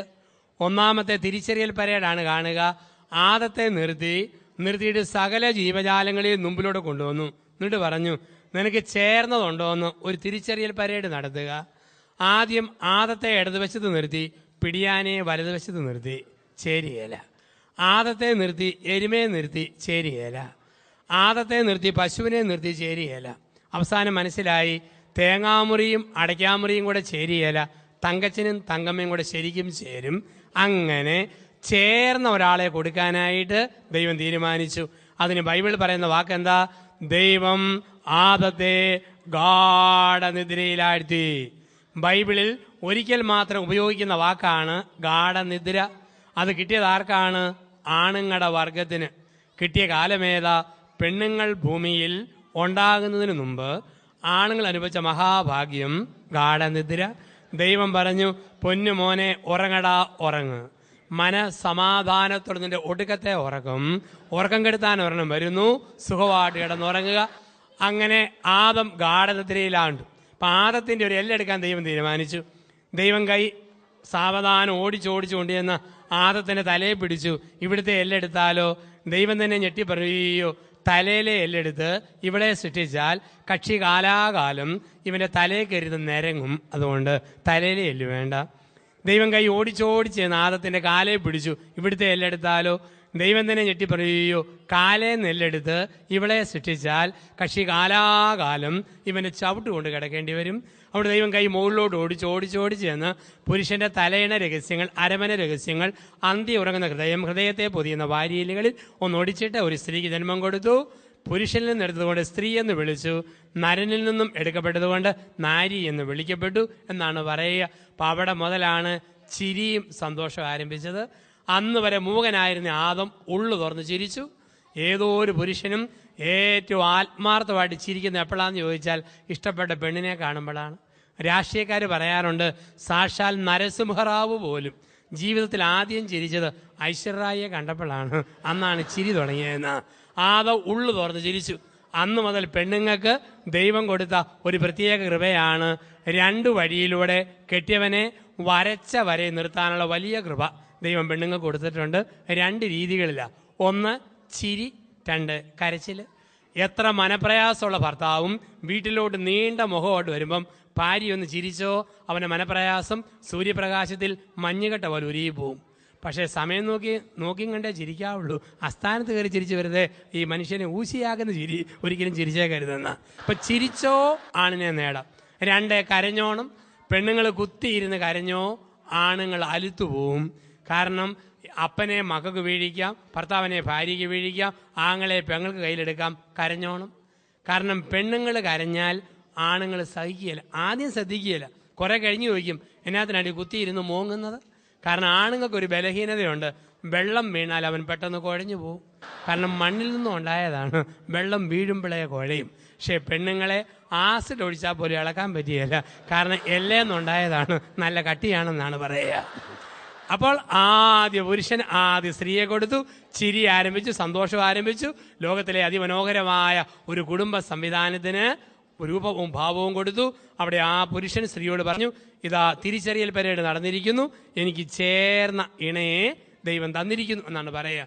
ഇന്ന് നമ്മുടെ കുവൈറ്റിലുള്ള ക്രൈസ്തവ കുടുംബങ്ങൾ, നമ്മുടെ കേരളത്തിലുള്ള ക്രൈസ്തവ കുടുംബങ്ങൾ ഇന്ന് 10 കൂട്ടം കുടുംബങ്ങളാണുള്ളത്. കുടുംബ ഭദ്രതാ വാർഷികമൊക്കെ ആഘോഷിക്കുമ്പം അതിൻ്റെ ഓർമ്മകളൊക്കെ മനസ്സിൽ സൂക്ഷിക്കുമ്പം ഈ 10ൽ ഏതിൽ പെടും നിങ്ങളുടെ വീട് എന്ന് ഒന്ന് പരിശോധിക്കുകയാണ് 2ാം ഭാഗത്ത്. 10 കൂട്ടം കുടുംബങ്ങളുണ്ട് നമുക്കിടയിൽ. ഇതിലേതിൽ പെടും നമ്മുടെ വീട്? 1, കുടുംബം ഒരു മദ്യഷാപ്പ്, കുടുംബം ഒരു ബാർ ഹോട്ടൽ. ചില കുടുംബങ്ങൾ മദ്യഷാപ്പുകളാണ്, ബാർ ഹോട്ടലുകളാണ്. എങ്ങനെയുള്ള കുടുംബം? മാമോദിസ കൊടുക്കുമ്പം അവിടെ അല്പം ലഹരി. ക്രിസ്മസിന്, ഈസ്റ്ററിന്, ഏത് ദിവസവും, തിരുനാളിന്, ഒരു വിശേഷ വിവാഹ വാർഷികത്തിൽ എന്തിനു വേദനയും ലഹരി വിളമ്പുന്ന ഒരു വീടാണോ നമ്മുടെ വീട്? ആൾക്കാരെ ആകർഷിക്കാൻ ചെല്ലു പറയാം, എൻ്റെ അച്ഛാ കുടിച്ചില്ലെങ്കിൽ ഒരു ഇതുമില്ല, കുടിച്ചില്ലെങ്കിൽ ഏതാണ്ട് പോലെ. 2 വാക്കാണ് കൂടപ്പിറപ്പ്. 1 ഇത്, 2 ഏതാണ്ട്. ഏത് വിധത്തിൽ വെള്ളം ചെയ്യാം. നമുക്കറിയാം ഏത് വിധത്തിലും നമുക്ക് മദ്യം വരുത്താനുള്ള വഴി. ചില ബാത്റൂം കഴുകുന്ന ലോഷൻ വരെ നാരങ്ങായും പിടിഞ്ഞ് കുടിക്കുന്നവരുണ്ട്. ഇതല്ലേ നമ്മുടെ നാടെന്നൊക്കെ പറയാം. അപ്പം ഇങ്ങനെയുള്ളിടത്ത് ഈ ലഹരി ഒരു ബന്ധനമാണ്.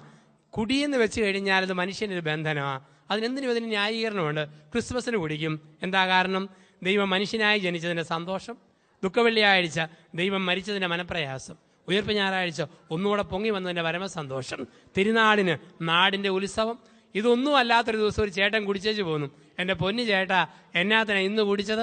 അയാളുടെ മറുപടി, എൻ്റെ കൊച്ചു മുലകുടി നിർത്തി എൻ്റെ ഓർമ്മയ്ക്ക് ഞാൻ കുപ്പികുടി ആരംഭിച്ചിരിക്കുന്നു. അപ്പോൾ കുടിക്കുന്നവർക്ക് എന്തിനും ഇതിന് ന്യായീകരണമുണ്ട്, ലഹരിയുടെ ന്യായീകരണമുണ്ട്, എന്തിനു വേദനയുണ്ട്.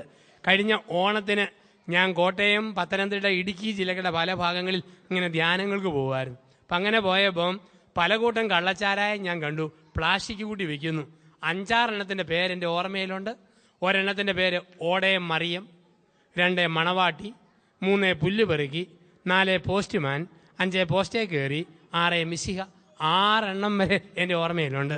ഓടയം മറിയം എന്ന കള്ളച്ചാരായത്തിൻ്റെ പ്രത്യേകത, അതിന് 2 കവിള് കുടിച്ചാൽ മതി, കുടിച്ചയാൾ അടുത്തുള്ള ഓടയിലോട്ട് മറിഞ്ഞു വീഴും, എഴുന്നേറ്റ് പോകാൻ പാട്. മണവാട്ടി അല്പം കുടിച്ചാൽ പിന്നെ ഭയങ്കര നാണമാണ്, ഇങ്ങനെ വിരൽ കൂട്ടി തിരുമ്മിക്കൊണ്ടിരിക്കും. പുല്ലുപെറുക്കി അല്പം കുടിച്ചാൽ മതി, കുടിക്കുന്നയാൾ മുറ്റത്ത് കുത്തിയിരുന്ന് സകലമാന പുല്ലും പറിക്കാൻ തുടങ്ങും, വെട്ടം വീണാൽ എഴുന്നേറ്റ് പോവുകയല്ല. പോസ്റ്റേ കയറി എന്ന സാധനം 2 പേർക്ക് അകത്ത് ചെന്നാൽ മതി. ടെലിഫോൺ പോസ്റ്റ്, ഇലക്ട്രിക് പോസ്റ്റ്, കപ്പളം, തെങ്ങ്, പേര, അണ്ണാനെ പോലെ കയറുക ഇറങ്ങുക ഇറങ്ങുക കയറുക. പോസ്റ്റ്മാൻ്റെ അല്പം അകത്ത് ചെന്നാൽ മതി, കുടിച്ചയാൾ ഭൂമിയിലുള്ള എല്ലാ വീട്ടിൽ കൂടെയും കറങ്ങിക്കൊണ്ടിരിക്കും, സ്വന്തം വീട് മാത്രം എവിടെയാണെന്നൊരു പിടിയുമില്ല. മിശിഹ 2 പേർക്ക് അകത്ത് ചെന്നാൽ മതി, ചെല്ലുമ്പം കണ്ണടച്ചോ പിന്നെ 3-ാം പൊക്കെ കണ്ണു തുറക്കാൻ പറ്റത്തുള്ളൂ. ഇതാണ് മിശിഹ. അപ്പം ഇതിൻ്റെ പല രൂപമുണ്ട്. ഇതാണ് പറയുക, കുടുംബം ഒരു ബാർ ഹോട്ടൽ, ഒരു മദ്യഷാപ്പ്. ചിലപ്പോൾ നമുക്കറിയാം കുടിച്ച് അങ്ങേയറ്റം ആവുന്നവരെയും കണ്ടിട്ടുണ്ട്. ചാണ്ടിച്ചേട്ടൻ എന്ന് പറയുന്ന ആൾ ഷാപ്പിൽ ചെന്ന് കുടിച്ചു കഴിഞ്ഞപ്പം ചാണ്ടിച്ചേട്ടൻ്റെ ഭൂമിയിലെല്ലാം വെള്ളപ്പൊക്കം പോലെ തോന്നാൻ തുടങ്ങി. അപ്പോൾ 8-9 സഹകുടിയന്മാർ ചാണ്ടിച്ചേട്ടൻ്റെ കയ്യെ പിടിച്ച് സാവധാനം വീട്ടിൽ കൊണ്ടുവന്നു. 1/2 മണിക്കൂർ നടന്ന് ആടി വീടിൻ്റെ മുറ്റത്ത് ചെന്നപ്പോൾ ഒരുത്തൻ ചെന്ന് കോളിംഗ് ബെൽ അടിച്ചു. ഭാര്യ ചോദിച്ചു, ആരാ? ഞങ്ങൾ ചാണ്ടിയം കൊണ്ട് വന്നതാ. അവിടെ എങ്ങാനും ചാണ്ടിയേച്ച് പൊക്കോളാൻ പറഞ്ഞു. കാരണം കുടിക്കുന്ന കെട്ടിയവനെ കൊണ്ടുവരുന്ന കൂട്ടുകാരോടും ഭാര്യയ്ക്ക് അറപ്പാണ്, വെറുപ്പാണ്. അവരവിടെ നിന്നു. 15 മിനിറ്റ് ആയിട്ടും ഭാര്യ വാതിൽ തുറക്കുന്നില്ല. ഇവർ മൊത്തം നിന്ന് ആടുവാ. ഒരു മനുഷ്യൻ ഒന്നുകൂടെ കോളിംഗ് ബെൽ അടിച്ചു. ഭാര്യ ചോദിച്ചു, ആരാന്നല്ലേ ചോദിച്ചത്? ഞങ്ങൾ ചാണ്ടിയം കൊണ്ട് വന്നാന്ന് പറഞ്ഞില്ലേ? നിർത്തിയിട്ട് പോകാനല്ലേ പറഞ്ഞത്? പൊരുത്തന്നെ മറുപടി, പൊന്നു പെങ്ങളെ ഇങ്ങോട്ടൊന്ന് ഇറങ്ങി വന്ന് ഞങ്ങളിൽ ആരാ ചാണ്ടിയെന്നൊന്ന് കാണിച്ചു തരാമോ? ഇതാണ് അവസ്ഥ. ഇപ്പോൾ കുടുംബം ഒരു ബാർ ഹോട്ടൽ, കുടുംബം ഒരു മദ്യഷാപ്പ്, ചില കുടുംബങ്ങൾ ലഹരി വിളമ്പുന്ന കുടുംബമാണ്. അപ്പം അങ്ങനെയുള്ള കുടുംബത്തിൽ എന്ത് സംഭവിക്കും? യേശയ്യാ പ്രവാചകന്റെ പുസ്തകം 5-ാം അധ്യായം 11 മുതൽ 22 വരെയുള്ള വാക്യങ്ങൾ. യേശയ്യാവിന്റെ പ്രവചനം 5-ാം അധ്യായം 11 മുതൽ 22 വരെയുള്ള വാക്യങ്ങൾ. നിന്റെ വീടിന്റെ വിരുന്നുമേശയിൽ നീ ലഹരി വിളമ്പുമ്പോൾ വിരുന്നിന്റെ കർത്താവ് നിന്റെ വീടിന്റെ പടിവാതിലുകൾ ഇറങ്ങിപ്പോയിരിക്കും. അങ്ങനെയുള്ള കുടുംബത്തിൽ മക്കൾക്ക് അനുഗ്രഹക്കുറവുണ്ടാകും, കുടുംബത്തിൽ കൃപയുടെ ചോർച്ചയുണ്ടാകും. ഇപ്പോൾ കുടുംബം ഒരു ബാർ ഹോട്ടൽ, 2 കുടുംബം ഒരു കശാപ്പ് കട. കുടുംബം ഒരു കശാപ്പ് കട. എങ്ങനെയുള്ള കുടുംബമാ കശാപ്പ് കട? അമ്മയുടെ ഗർഭപാത്രത്തിൽ കുഞ്ഞിനെ കൊത്തി നുറുക്കുന്ന ഗർഭഛിദ്രം നടത്തുന്ന കുടുംബമാണോ ആ കുടുംബം ഒരു കശാപ്പ് കടയാണ്. അതുകൊണ്ടാണ് പറയുക, ഗർഭഛിദ്രത്തിന് പ്രേരിപ്പിക്കുന്ന ഭർത്താവും വഴങ്ങുന്ന ഭാര്യയും നടത്തുന്ന ഡോക്ടറും സഹായിക്കുന്ന നേഴ്സും ദൈവത്തിന്റെ കോടതിയിൽ കൊലപാതകത്തിന് ചോദ്യം ചെയ്യപ്പെടും. അങ്ങനെയുള്ള കുടുംബത്തിൽ ജീവിച്ചിരിക്കുന്ന മക്കൾക്ക് അനുഗ്രഹം നഷ്ടപ്പെട്ടുകൊണ്ടിരിക്കും. ഇന്ന് ഇതിനെതിരെയുള്ള മനോഹരമായ മലയാള സിനിമയാണ് കാണാക്കൺമണി എന്ന് പറയുന്നൊരു ചിത്രം. ഇപ്പം ഗർഭചിത്രത്തിന്റെ പാപത്തെക്കുറിച്ചാണ് സൂചിപ്പിക്കുക. അപ്പം അങ്ങനെയൊക്കെ ഒരിക്കൽ സംഭവിച്ചു പോയെങ്കിൽ, പൈസയുള്ള ആൾക്കാരുടെ വീട്ടിലാണ് സംഭവിച്ചതെങ്കിൽ, ഇടത്തരം കുടുംബത്തിലെ പാവപ്പെട്ട പെൺകുട്ടികളെ പഠിപ്പിച്ചും വിവാഹാന്തസ്സിൽ പ്രവേശിപ്പിച്ചും ഇതിനുള്ള ആനുപാതികമായ പ്രായശ്ചിത്തം ചെയ്തിരിക്കണം. പാവപ്പെട്ടവർക്ക് സംഭവിച്ചെങ്കിൽ തമ്പുരാനോട് മാപ്പ് ചോദിക്കുക ദൈവത്തിന്റെ കരുണയ്ക്കായിട്ട്. ഒരിക്കലും കുടുംബം ഒരു കശാപ്പ് കടയാകാൻ പാടില്ല. ഇപ്പോൾ 1 കുടുംബം ഒരു ബാർ ഹോട്ടൽ, 2 കുടുംബം ഒരു കശാപ്പ് കട, 3 കുടുംബം ഒരു ബ്യൂട്ടി പാർലർ. ചില കുടുംബങ്ങൾ ബ്യൂട്ടി പാർലറുകളാണ്. അലങ്കാര വസ്തുക്കൾ, ആഡംബര വസ്തുക്കൾ, മേക്കപ്പ് സാധനങ്ങൾ. റബ്ബർ ഷീറ്റിന് 100 രൂപ കഴിഞ്ഞപ്പോൾ കോട്ടയം ജില്ലയിലും, വിദേശ പണം വന്നപ്പോൾ പത്തനംതിട്ട തുടങ്ങി മറ്റുള്ള കേരളത്തിലെ എല്ലാ ജില്ലകളിലും കാണാം. ഇഷ്ടം പോലെ ഈ പൈസയൊക്കെ വന്നു കഴിഞ്ഞപ്പം അലങ്കാര വസ്തുക്കൾ, ആഡംബര വസ്തുക്കൾ. ഇന്ന് നമുക്ക് മലയാളികൾക്ക് പല പല കോംപ്ലക്സുകളുണ്ട്. 1 ഇൻഫീരിയോറിറ്റി കോംപ്ലക്സ്, 2 സുപ്പീരിയോറിറ്റി കോംപ്ലക്സ്, 3ാമത്തെ കോംപ്ലക്സ് ആണ് എല്ലാം വാങ്ങിക്കൂടുന്ന ഷോപ്പിംഗ് കോംപ്ലക്സ്. ഇത് നമ്മുടെ വലിയൊരു കോംപ്ലക്സ് ആയി മാറിയിട്ടുണ്ട്. ചില പെണ്ണുങ്ങളെ കാണാം, വയസ്സ് 65 കഴിഞ്ഞാലും പല്ല് പറഞ്ഞ കുഴി പൗഡറിട്ട് നികത്തി, ചുണ്ടയിലും കണ്ണിന്റെ പുരികത്തേലും ഒക്കെ കലാമണ്ഡലം കല്യാണിക്കുട്ടിയമ്മയുടെ കൂട്ടി ചായമൊക്കെ പൂശി ഒരു പ്രത്യേക നടപ്പ്. അപ്പോൾ ഇവരുടെ ഓർമ്മ ഇത് തൊലിയുടെ നിറവാണെന്ന് ആൾക്കാർ കരുതുമെന്ന.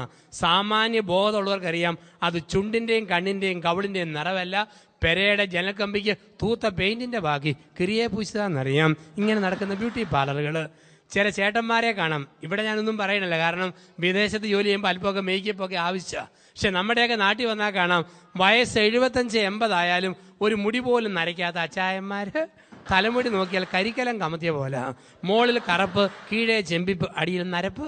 ഈ 3 നിലപ്പന്തലും ചുമന്ന് നടക്കുന്ന ഒരുപാട് ചേട്ടന്മാരെ മലയാളികൾക്കിടയിൽ കാണാം നമ്മുടെ നാട്ടിൽ. ഇവിടെ ഞാൻ പറഞ്ഞാൽ ഇവിടുത്തെ കാര്യമല്ല സൂചിപ്പിക്കുക. അപ്പം അങ്ങനെയൊക്കെ ഉള്ള ആൾക്കാരെ കാണാം.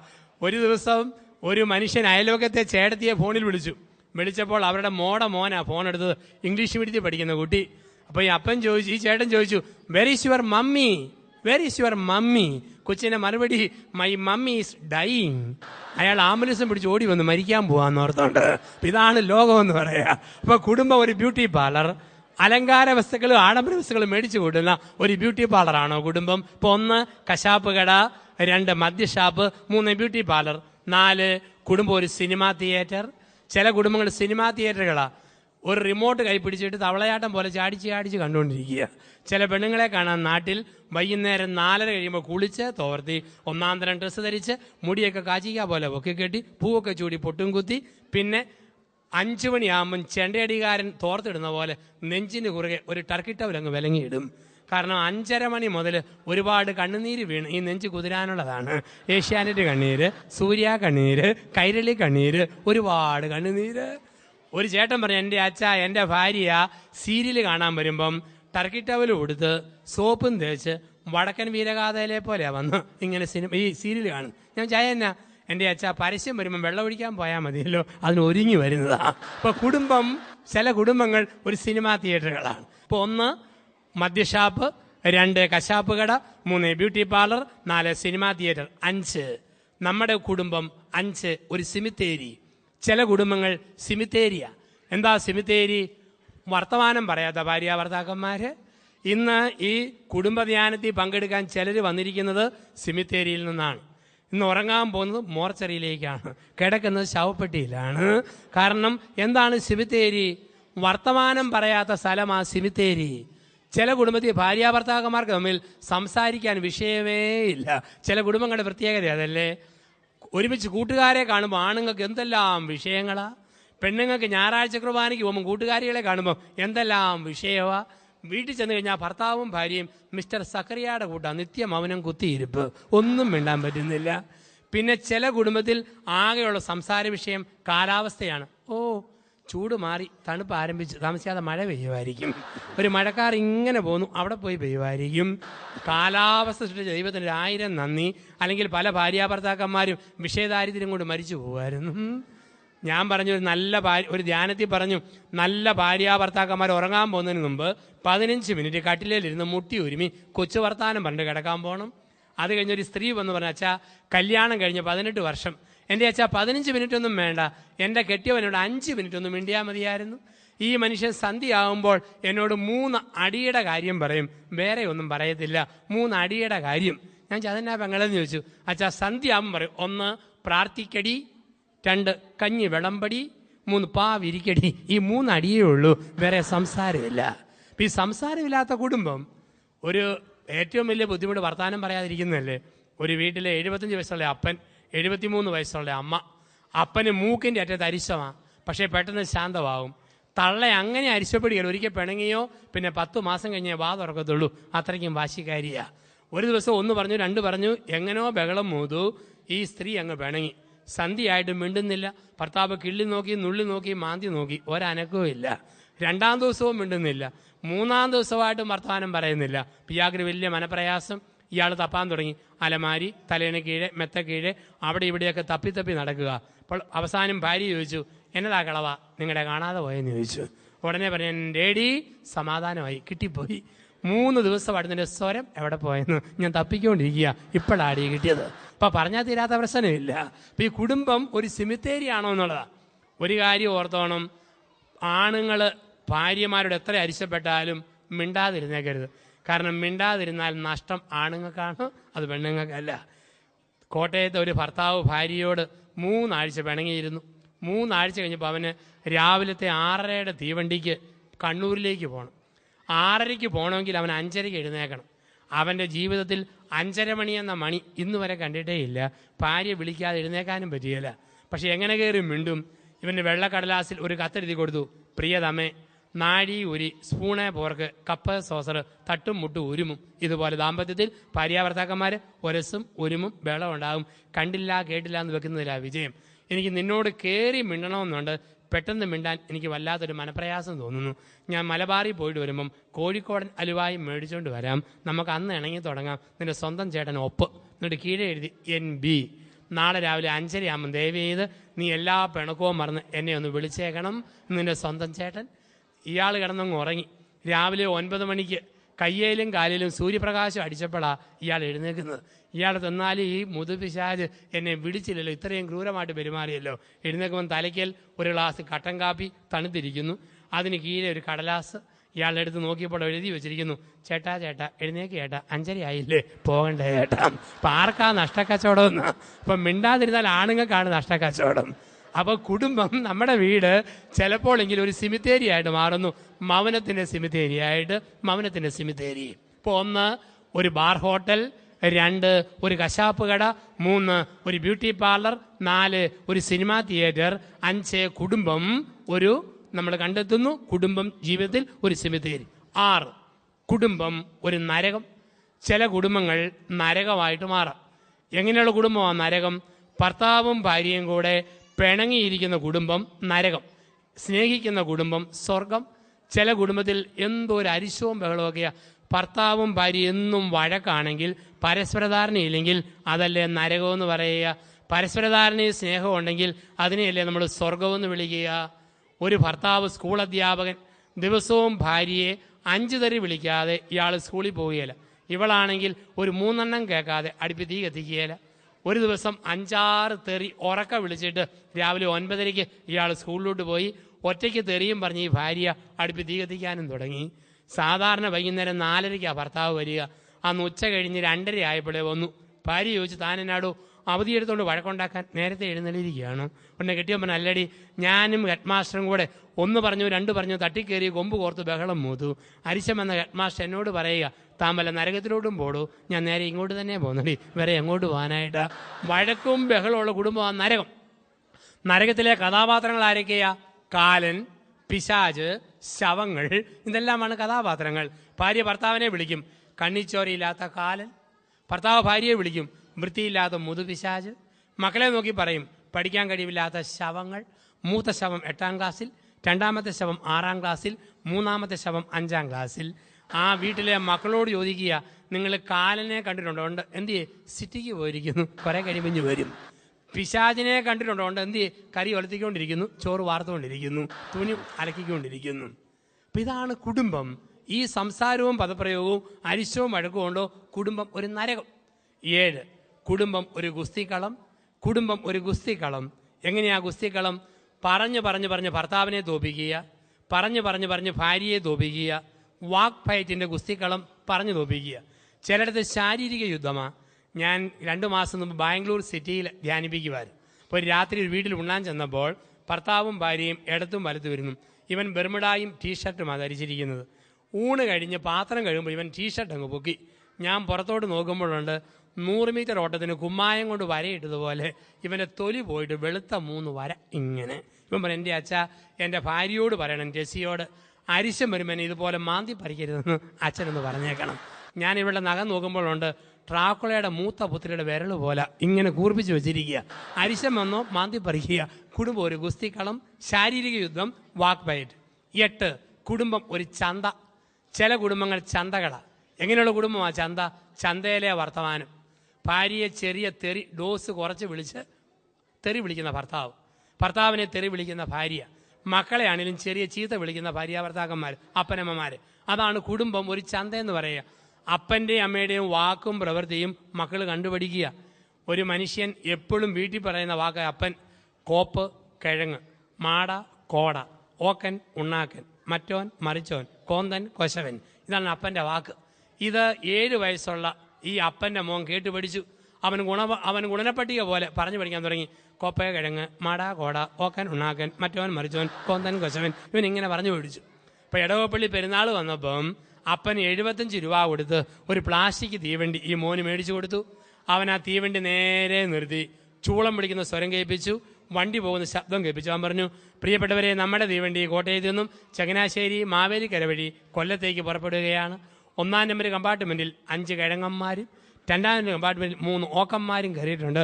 ഇതാ നമ്മുടെ വണ്ടി പോകുന്നു. ഇവൻ ഊതി സ്വരം കേൾപ്പിച്ചു. അപ്പൻ അരിശം കൊണ്ട് ചൊറിഞ്ഞ് കയറുക. അവൻ ഇതാ നമ്മുടെ വണ്ടി ചങ്ങനാശ്ശേരിയിൽ എത്തിയപ്പം 3 ഓക്കന്മാരിറങ്ങിയപ്പം 4 പൊട്ടന്മാർ പിന്നെയും കയറി. ഇതാ വണ്ടി കൊല്ലത്തേക്ക് പോകുന്നു. അരിശം വന്ന അപ്പൻ തീവണ്ടി എടുത്ത് ഒറ്റ ഏറ്.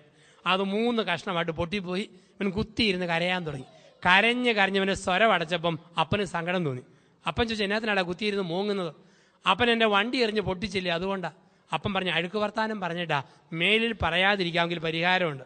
അവൻ പറഞ്ഞു, അപ്പനാണ് സത്യം, മേലിൽ ചീത്ത വാക്കൊന്നും പറയത്തില്ല, പുതിയ ഒരെണ്ണം മേടിച്ചു തരാമോ? അപ്പം പറഞ്ഞു, പുത്തൻ മേടിച്ചു തരാൻ കാശില്ല, പഴയത് പെറുക്കി കൊളുത്തി തരാമെന്ന് പറയും. അപ്പം കുത്തിയിരുന്ന് പെറുക്കി എല്ലാ കമ്പാർട്ട്മെൻറ്റും കൊളുത്തി തീവണ്ടിയാക്കി കൊടുത്തു. പറഞ്ഞു, മോനെ മേലിൽ ചീത്ത വാക്ക് പറഞ്ഞേക്കല്. അവൻ പറഞ്ഞു, അപ്പനാണ് സത്യം, പറയത്തില്ല. അപ്പം നോക്കി നിന്നു. അവൻ ചൂളം വിളിച്ചു, വണ്ടി പോകുന്ന സ്വരം കേൾപ്പിച്ചു. അവൻ പറഞ്ഞു, പ്രിയപ്പെട്ടവരെ, നമ്മുടെ തീവണ്ടി ചങ്ങനാശ്ശേരിയിൽ നിന്നും തിരുവല്ല, ചെങ്ങന്നൂർ, മാവേലിക്കര വഴി കൊല്ലത്തേക്ക് പുറപ്പെടുകയാണ്. ഒരു പ്രത്യേക അറിയിപ്പുണ്ട്.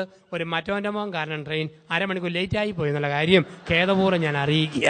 അപ്പോൾ എങ്ങനെയാണോ അപ്പൻ അമ്മ അങ്ങനെ ആയിരിക്കും മക്കളെന്നാ പറയുക. ഇപ്പോൾ കുടുംബം ഒരു ചന്ത. ഇപ്പോൾ കുടുംബം ഒരു ചന്തയാണോ എന്നുള്ളത് 8. അപ്പോൾ ഇത് 8ഉം തെറ്റായ കുടുംബങ്ങൾ. ഇനി 9ഉം 10ഉമാണ് ശരിയായ കുടുംബങ്ങൾ.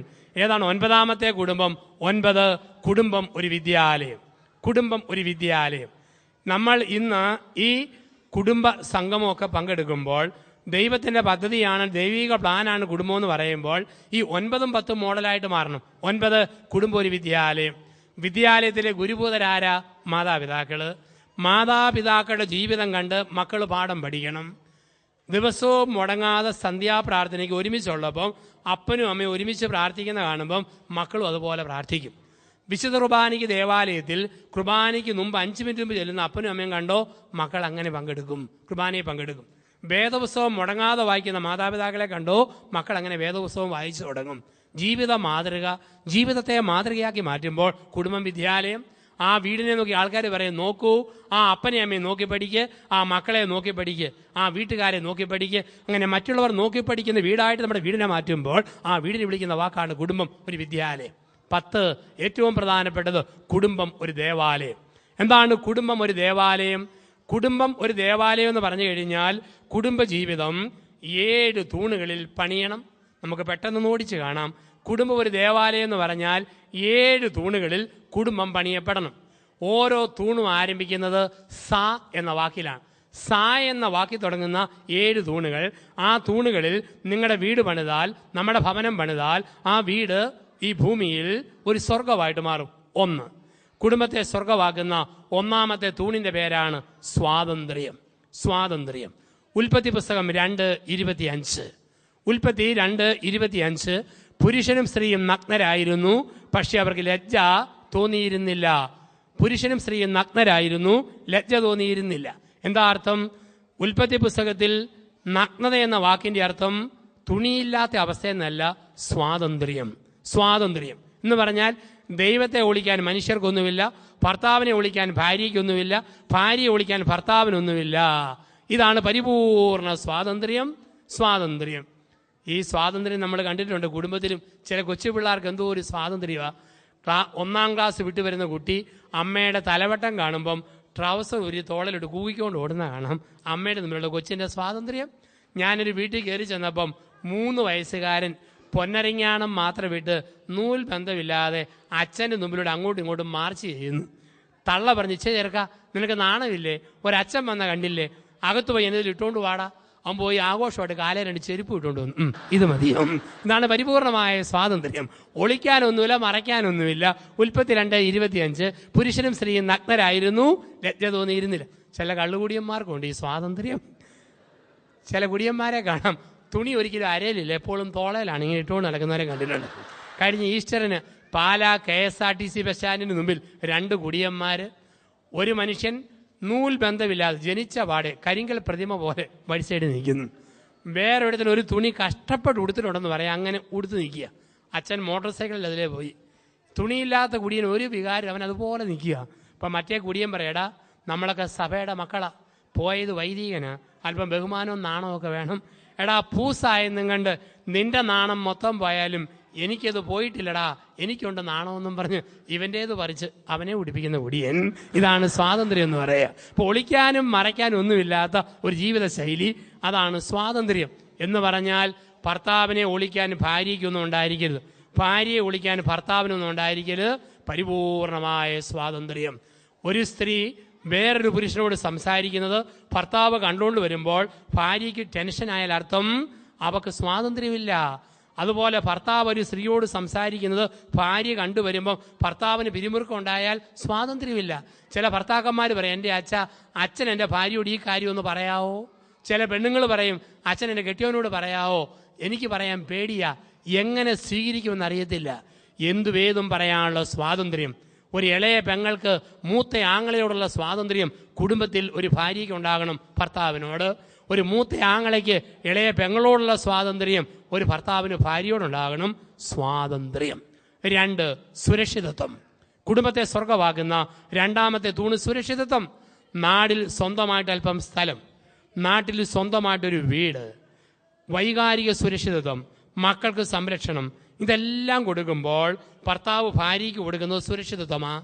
പൈസ നോക്കിയും കണ്ടും ചെലവഴിക്കുന്നു, അനാവശ്യ കമന്റുകളോ വാക്കുകളോ പറയുന്നില്ല, പ്രാർത്ഥിച്ച് കൂടെ നിഴല് പോലെ നിൽക്കുന്ന ഭാര്യ, വീട്ടിലും പരിസരങ്ങളിലൊക്കെ വൃത്തി, അങ്ങനെയുള്ള ഭാര്യ കൊടുക്കുന്നത് സുരക്ഷിതത്വ ബോധമാ. ഈ സുരക്ഷിതത്വം കൊടുത്തില്ലേ കുടുംബം നരകമാകും, സുരക്ഷിതത്വം കൊടുത്തോ കുടുംബം സ്വർഗം. ഇപ്പോൾ 1 സ്വാതന്ത്ര്യം, 2 സുരക്ഷിതത്വം. കുടുംബത്തെ സ്വർഗമാക്കുന്ന മൂന്നാമത്തെ തൂണിന്റെ പേരാണ് കുടുംബത്തിൽ സാമീപ്യം വേണം. സാമീപ്യം. ഇന്ന് ഓർക്കുക, ഭർത്താവും ഭാര്യയും ഒരുമിച്ചുള്ളപ്പോഴൊക്കെ അടുത്തിരുന്ന് കുറേ സമയം വർത്തമാനം പറയണം. ഇന്ന് ഇഷ്ടം പോലെ പൈസ ഉണ്ടാക്കിയേക്കാം, നാട്ടിൽ സ്ഥലം മേടിച്ചേക്കാം, പക്ഷേ സാമീപ്യം ഉണ്ടോ എന്നുള്ളതാണ്. 100 കൂട്ടം കാര്യങ്ങൾ ഓടി നടക്കും. ഭാര്യയുടെ കൂടെ ഇരുന്ന് കുറേ സമയം വർത്തമാനം പറഞ്ഞ് ഭാര്യയെ കേൾക്കുന്ന ഭർത്താവാകണം. ഭർത്താവിൻ്റെ കൂടെ ഇരുന്ന് ഭർത്താവിനെ കേൾക്കുന്ന ഭാര്യയാകണം. മക്കൾക്ക് സമയം കൊടുക്കുന്ന മാതാപിതാക്കളാകണം. യന്ത്രം പോലെ പ്രവർത്തിച്ച് ഓടി നടക്കുമ്പം എല്ലാം നല്ല കാര്യവും ചെയ്യും, പക്ഷേ വീട്ടിൽ പരാജയപ്പെട്ട അപ്പനാകാം, പരാജയപ്പെട്ട അമ്മയാകാം, പരാജയപ്പെട്ട ഭർത്താവാകാം, ഭാര്യയാകാം. ലോകത്തെ മുഴുവൻ നന്നാക്കി, പക്ഷെ ജീവിത പങ്കാളികളോട് ഇരിക്കാൻ സമയമില്ല, ഇരുന്ന് മിണ്ടാൻ പറ്റുന്നില്ല. അത് ഏറ്റവും വലിയ വിപത്താണ്. ഈ സാമീപ്യം ഉണ്ടോ? അടുത്തടുത്തിരുന്ന് വർത്തമാനം പറഞ്ഞാൽ തന്നെ അതൊരു സ്വർഗീയ അനുഭവമാണ്. അങ്ങനെയുള്ള ഭർത്താവിനെ ഭാര്യയെ സ്നേഹിക്കും, ഭാര്യയെ ഭർത്താവ് സ്നേഹിക്കും. ചില കുടുംബത്തെങ്കിലും ഭാര്യയെ കേൾക്കാൻ മനസ്സില്ലാത്ത ഭർത്താവ്, ഭർത്താവിനെ കേൾക്കാൻ മനസ്സില്ലാത്ത ഭാര്യ, അങ്ങനെ വന്ന കുടുംബം നരകമാണ്. ഈ മനസ്സ് കൊടുത്തൊന്ന് ഇരിക്കുക, സാമീപ്യം. അതുകൊണ്ടാണല്ലോ എന്നും കാണുന്നവരോട് നമുക്ക് സ്നേഹം തോന്നും അടുത്തിരിക്കുമ്പം. ഇപ്പം മൂന്നാമത്തെ തൂണ് സാമീപ്യം. 4, സംതൃപ്തി. കുടുംബത്തിൽ സംതൃപ്തി വേണം. എന്താ സംതൃപ്തി? തൃപ്തിയുള്ള ഭാര്യാഭർത്താക്കന്മാരുടെ മുഖഭാവം കാണുമ്പോൾ അറിയാം, ഒരു കൃപ ആ മുഖത്തുണ്ട്. കൃപ. പ്രായമുള്ള അപ്പച്ചന്മാരെയും അമ്മച്ചമാരെയും കണ്ടിട്ടുണ്ട്, വയസ്സ് 80, 78, എന്നാലും മുഖത്ത് ചിരിക്കുന്ന കണ്ട ട്യൂബ്ലൈറ്റ് തെളിയുന്ന പോലെ എന്തൊരു മുഖപ്രകാശമാണ്. അത് സംതൃപ്തിയിൽ നിന്നുണ്ടാകുന്നതാണ്. ഈ സംതൃപ്തി ഉണ്ടാകണോ? ഓരോ രാത്രി ഉറങ്ങാൻ പോകുന്നതിന് മുമ്പ് അന്നത്തെ ദിവസം ഉണ്ടായ കൊച്ചു കൊച്ചു കാര്യം പോലും പറഞ്ഞു തീർക്കണം. ഒരിക്കലും ഒരു സംശയം വെച്ചുകൊണ്ട് ഉറങ്ങരുത്, ഒരിക്കലും വെറുപ്പ് വെച്ചുകൊണ്ട് ഉറങ്ങരുത്. ഓരോ ദിവസവും പറഞ്ഞു തീർക്കുക, ഉറങ്ങാൻ പോവുക. 5 പറയുന്നു സമർപ്പണം. ഭാര്യാഭർത്താക്കന്മാർക്കിടയിൽ 3 സമർപ്പണം വേണം, വളരെ പ്രധാനപ്പെട്ടത്. 1, സാമ്പത്തിക സമർപ്പണം. എന്താ സാമ്പത്തിക സമർപ്പണം? ഭർത്താവും ഭാര്യയും കൂടെ ഇടയിൽ ഒരിക്കലും ഒളിക്കുന്ന കാശിടപാട് ഒരിക്കലും ഉണ്ടാകരുത്. ഭർത്താവിനെ ഒളിക്കുന്ന സ്വകാര്യ നിക്ഷേപം ഒരു ഭാര്യയ്ക്കരുത്. ഭാര്യയെ ഒളിക്കുന്ന കാശിടപാട് ഒരു ഭർത്താവ് നടത്തരുത്. കുടുംബം സ്വർഗമാകണമെങ്കിൽ ഭർത്താവ് എല്ലാ കാര്യത്തിനും ശരിക്കും ശ്രദ്ധിക്കുന്ന ഭർത്താവാണോ അവനെ ഒളിക്കുന്ന 10 രൂപയുടെ ഇടപാട് പോലും നടത്തരുത്. അതേസമയത്ത് മുഴുവൻ പിഴിഞ്ഞെടുക്കുകയും ഭാര്യയ്ക്കൊരു ശ്രദ്ധയില്ലേ, അവൾക്ക് അവളുടേതായ വഴികൾ, അത് നീതീകരിക്കപ്പെട്ടതാണ്.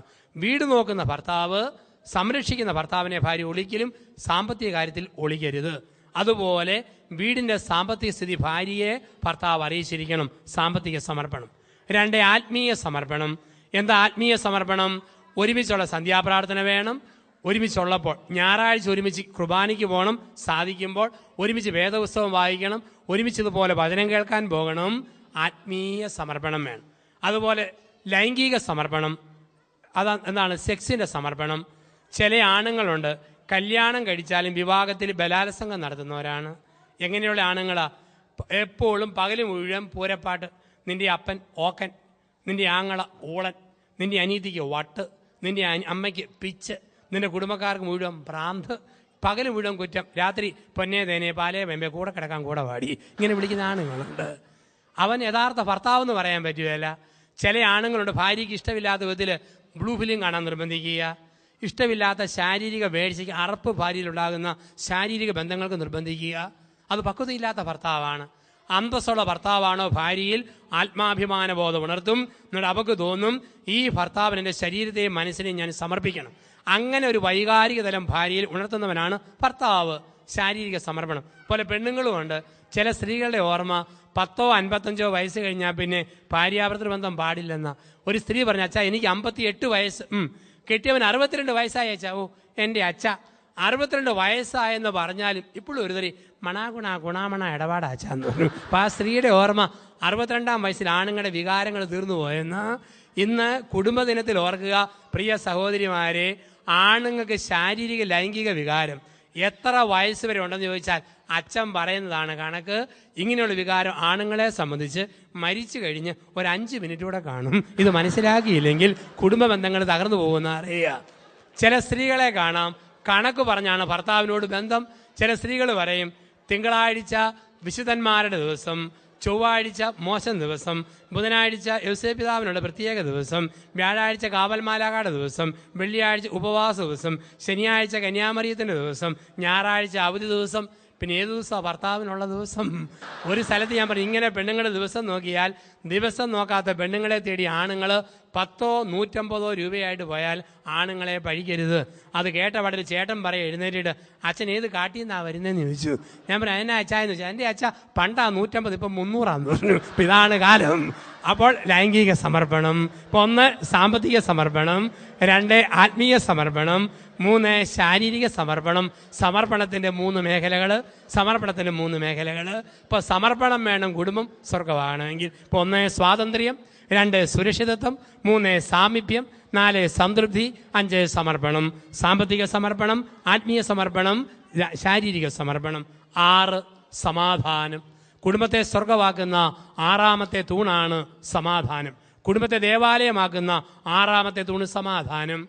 എന്തെല്ലാം വേദനയുണ്ടെങ്കിലും ഭാര്യയുടെയും ഭാര്യ വീട്ടുകാരുടെയും സ്വന്തം വീട്ടുകാരുടെയും സമാധാനം തകർക്കുന്ന ഒരു വാക്കും ഭർത്താവ് സംസാരിക്കരുത്. ഒരു സ്ത്രീക്ക് എത്ര ബുദ്ധിമുട്ടുണ്ടായാലും കെട്ടിയവന്റെ വീട്ടുകാരുടെയും കുറ്റം പറഞ്ഞ് സ്വന്തം അപ്പനമ്മമാരുടെ അടുക്കിലേക്ക് ഓടരുത്. തൊണ്ട പുഴുത്തോ ഞൊണഞ്ഞിറക്കുക. ലോകത്താരോടും പറയരുത്. എത്ര സഹിക്കേണ്ടി വന്നാലും സമാധാനം തകർക്കരുത്. ഭർത്താവിൻ്റെ അമ്മയിൽ നിന്നും അപ്പനിൽ നിന്നും അകറ്റുന്ന, പെങ്ങന്മാരിൽ നിന്നും സഹോദരന്മാരിൽ നിന്ന് അകറ്റുന്ന ഒരു ഭാര്യയായിരിക്കരുത്. ഭാര്യയെ ഒരിക്കലും പിന്നെ ഭാര്യ വീട്ടുകാരുമായി ഒരു ബന്ധവും വേണ്ടെന്ന് പറഞ്ഞ് മുറിക്കുന്ന ഒരു ഭർത്താവായിരിക്കരുത്. മനസ്സമാധാനം വേണം, കുടുംബസമാധാനം വേണം. കുടുംബത്തിൽ അങ്ങനെയുള്ള അന്തരീക്ഷം നമുക്ക് ആവശ്യമാണ്.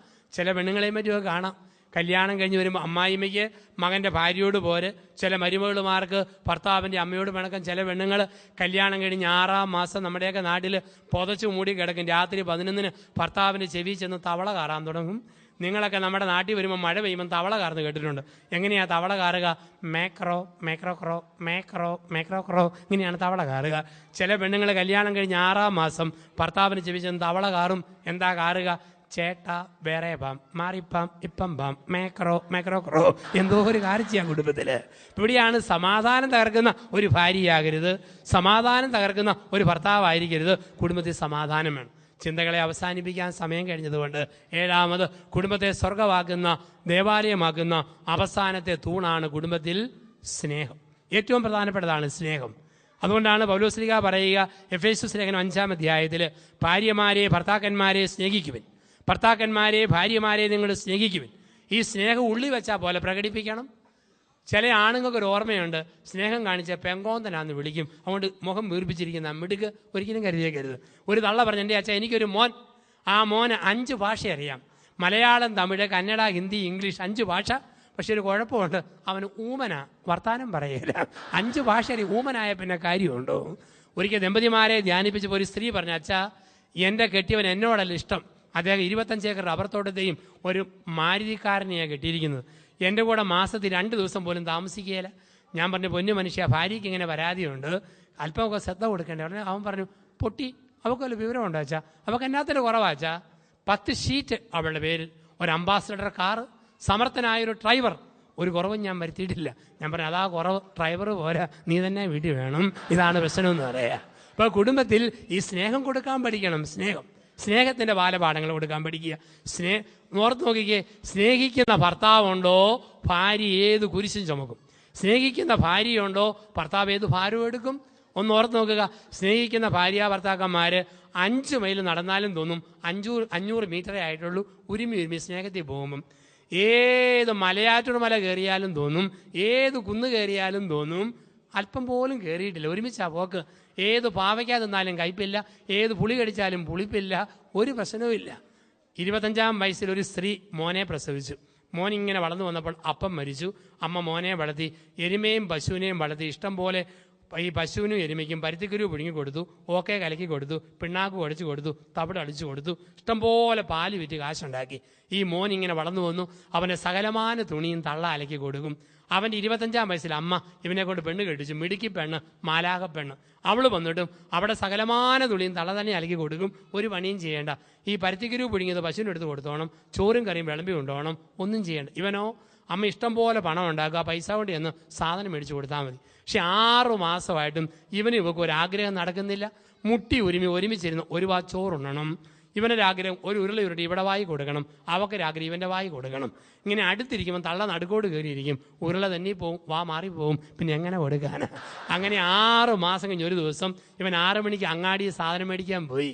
തള്ള പശുവിനുള്ള പരുത്തിക്കുരു പുഴുങ്ങി വെച്ചു, ഓക്കെ കലക്കി വെച്ചു, പിണ്ണാക്ക് ചേർത്ത് വെച്ചു, ചോറും കറിയും തയ്യാറാക്കി വെച്ചു. അപ്പം തള്ള പറഞ്ഞു, മോളെ ഇത് നീ വിളമ്പി കൊണ്ടോണം, എടുത്തോണം കേട്ടോ എന്ന് പറഞ്ഞു. പെട്ടെന്ന് തള്ളയ്ക്ക് ഒരു തലകറക്കവും തൊണ്ടയ്ക്ക് വേദനയും.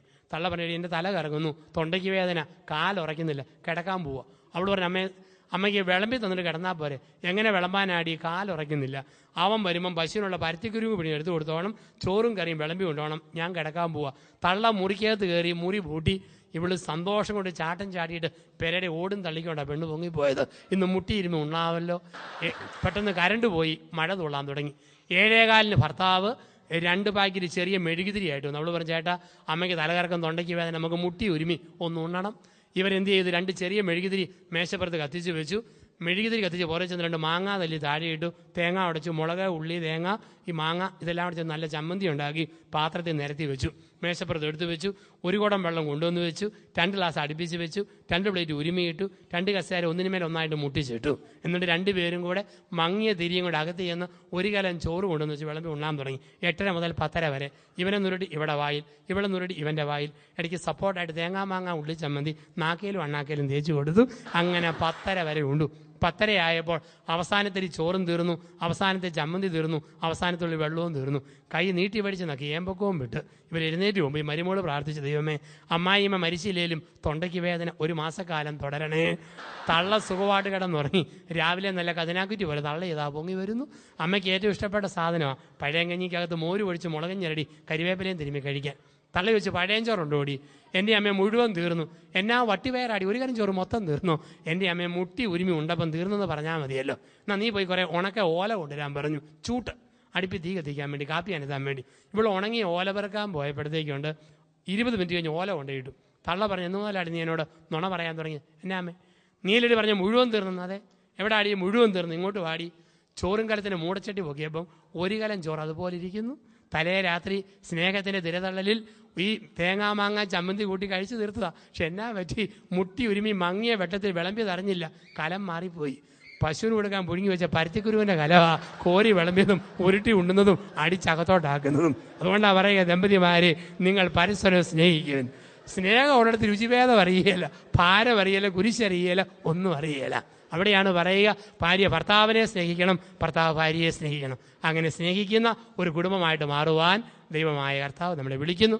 അതിന് നമ്മൾ കേട്ട ഈ ചിന്തകൾ 2009 ഒക്ടോബർ മാസമൊക്കെ അവസാനിച്ച് വരുന്ന ദിവസങ്ങളിൽ നമ്മൾ കേട്ട ചിന്തകൾ അനുഗ്രഹിക്കട്ടെ. നമ്മൾ സമർപ്പണ പ്രാർത്ഥനയിലൂടെ നമ്മുടെ ചിന്തകളെ ദൈവതിരുസന്നിധിയിലേക്ക് നമ്മൾ കൊടുക്കുന്നു. ദൈവാനുഗ്രഹം യാചിച്ചുകൊണ്ട് പ്രാർത്ഥനാ ശുശ്രൂഷയിലേക്ക് നമുക്ക് കടന്നു വരാം. നമ്മളെല്ലാവരെയും കുടുംബങ്ങളെയും ദൈവകരങ്ങളിൽ കൊടുക്കാം. സകല അനുഗ്രഹവും നല്ല ദൈവം നമ്മുടെ കുടുംബത്തിൻ്റെ മേൽ സമൃദ്ധമായി വർഷിക്കട്ടെ. സമാപന പ്രാർത്ഥനയ്ക്കായും ആശീർവാദത്തിനായും നമുക്കേവർക്കും എഴുന്നേറ്റ് തലകളെ വണക്കാം. പ്രാർത്ഥനയ്ക്കായി ജോസ് മാത്യു അച്ഛനെ വേദി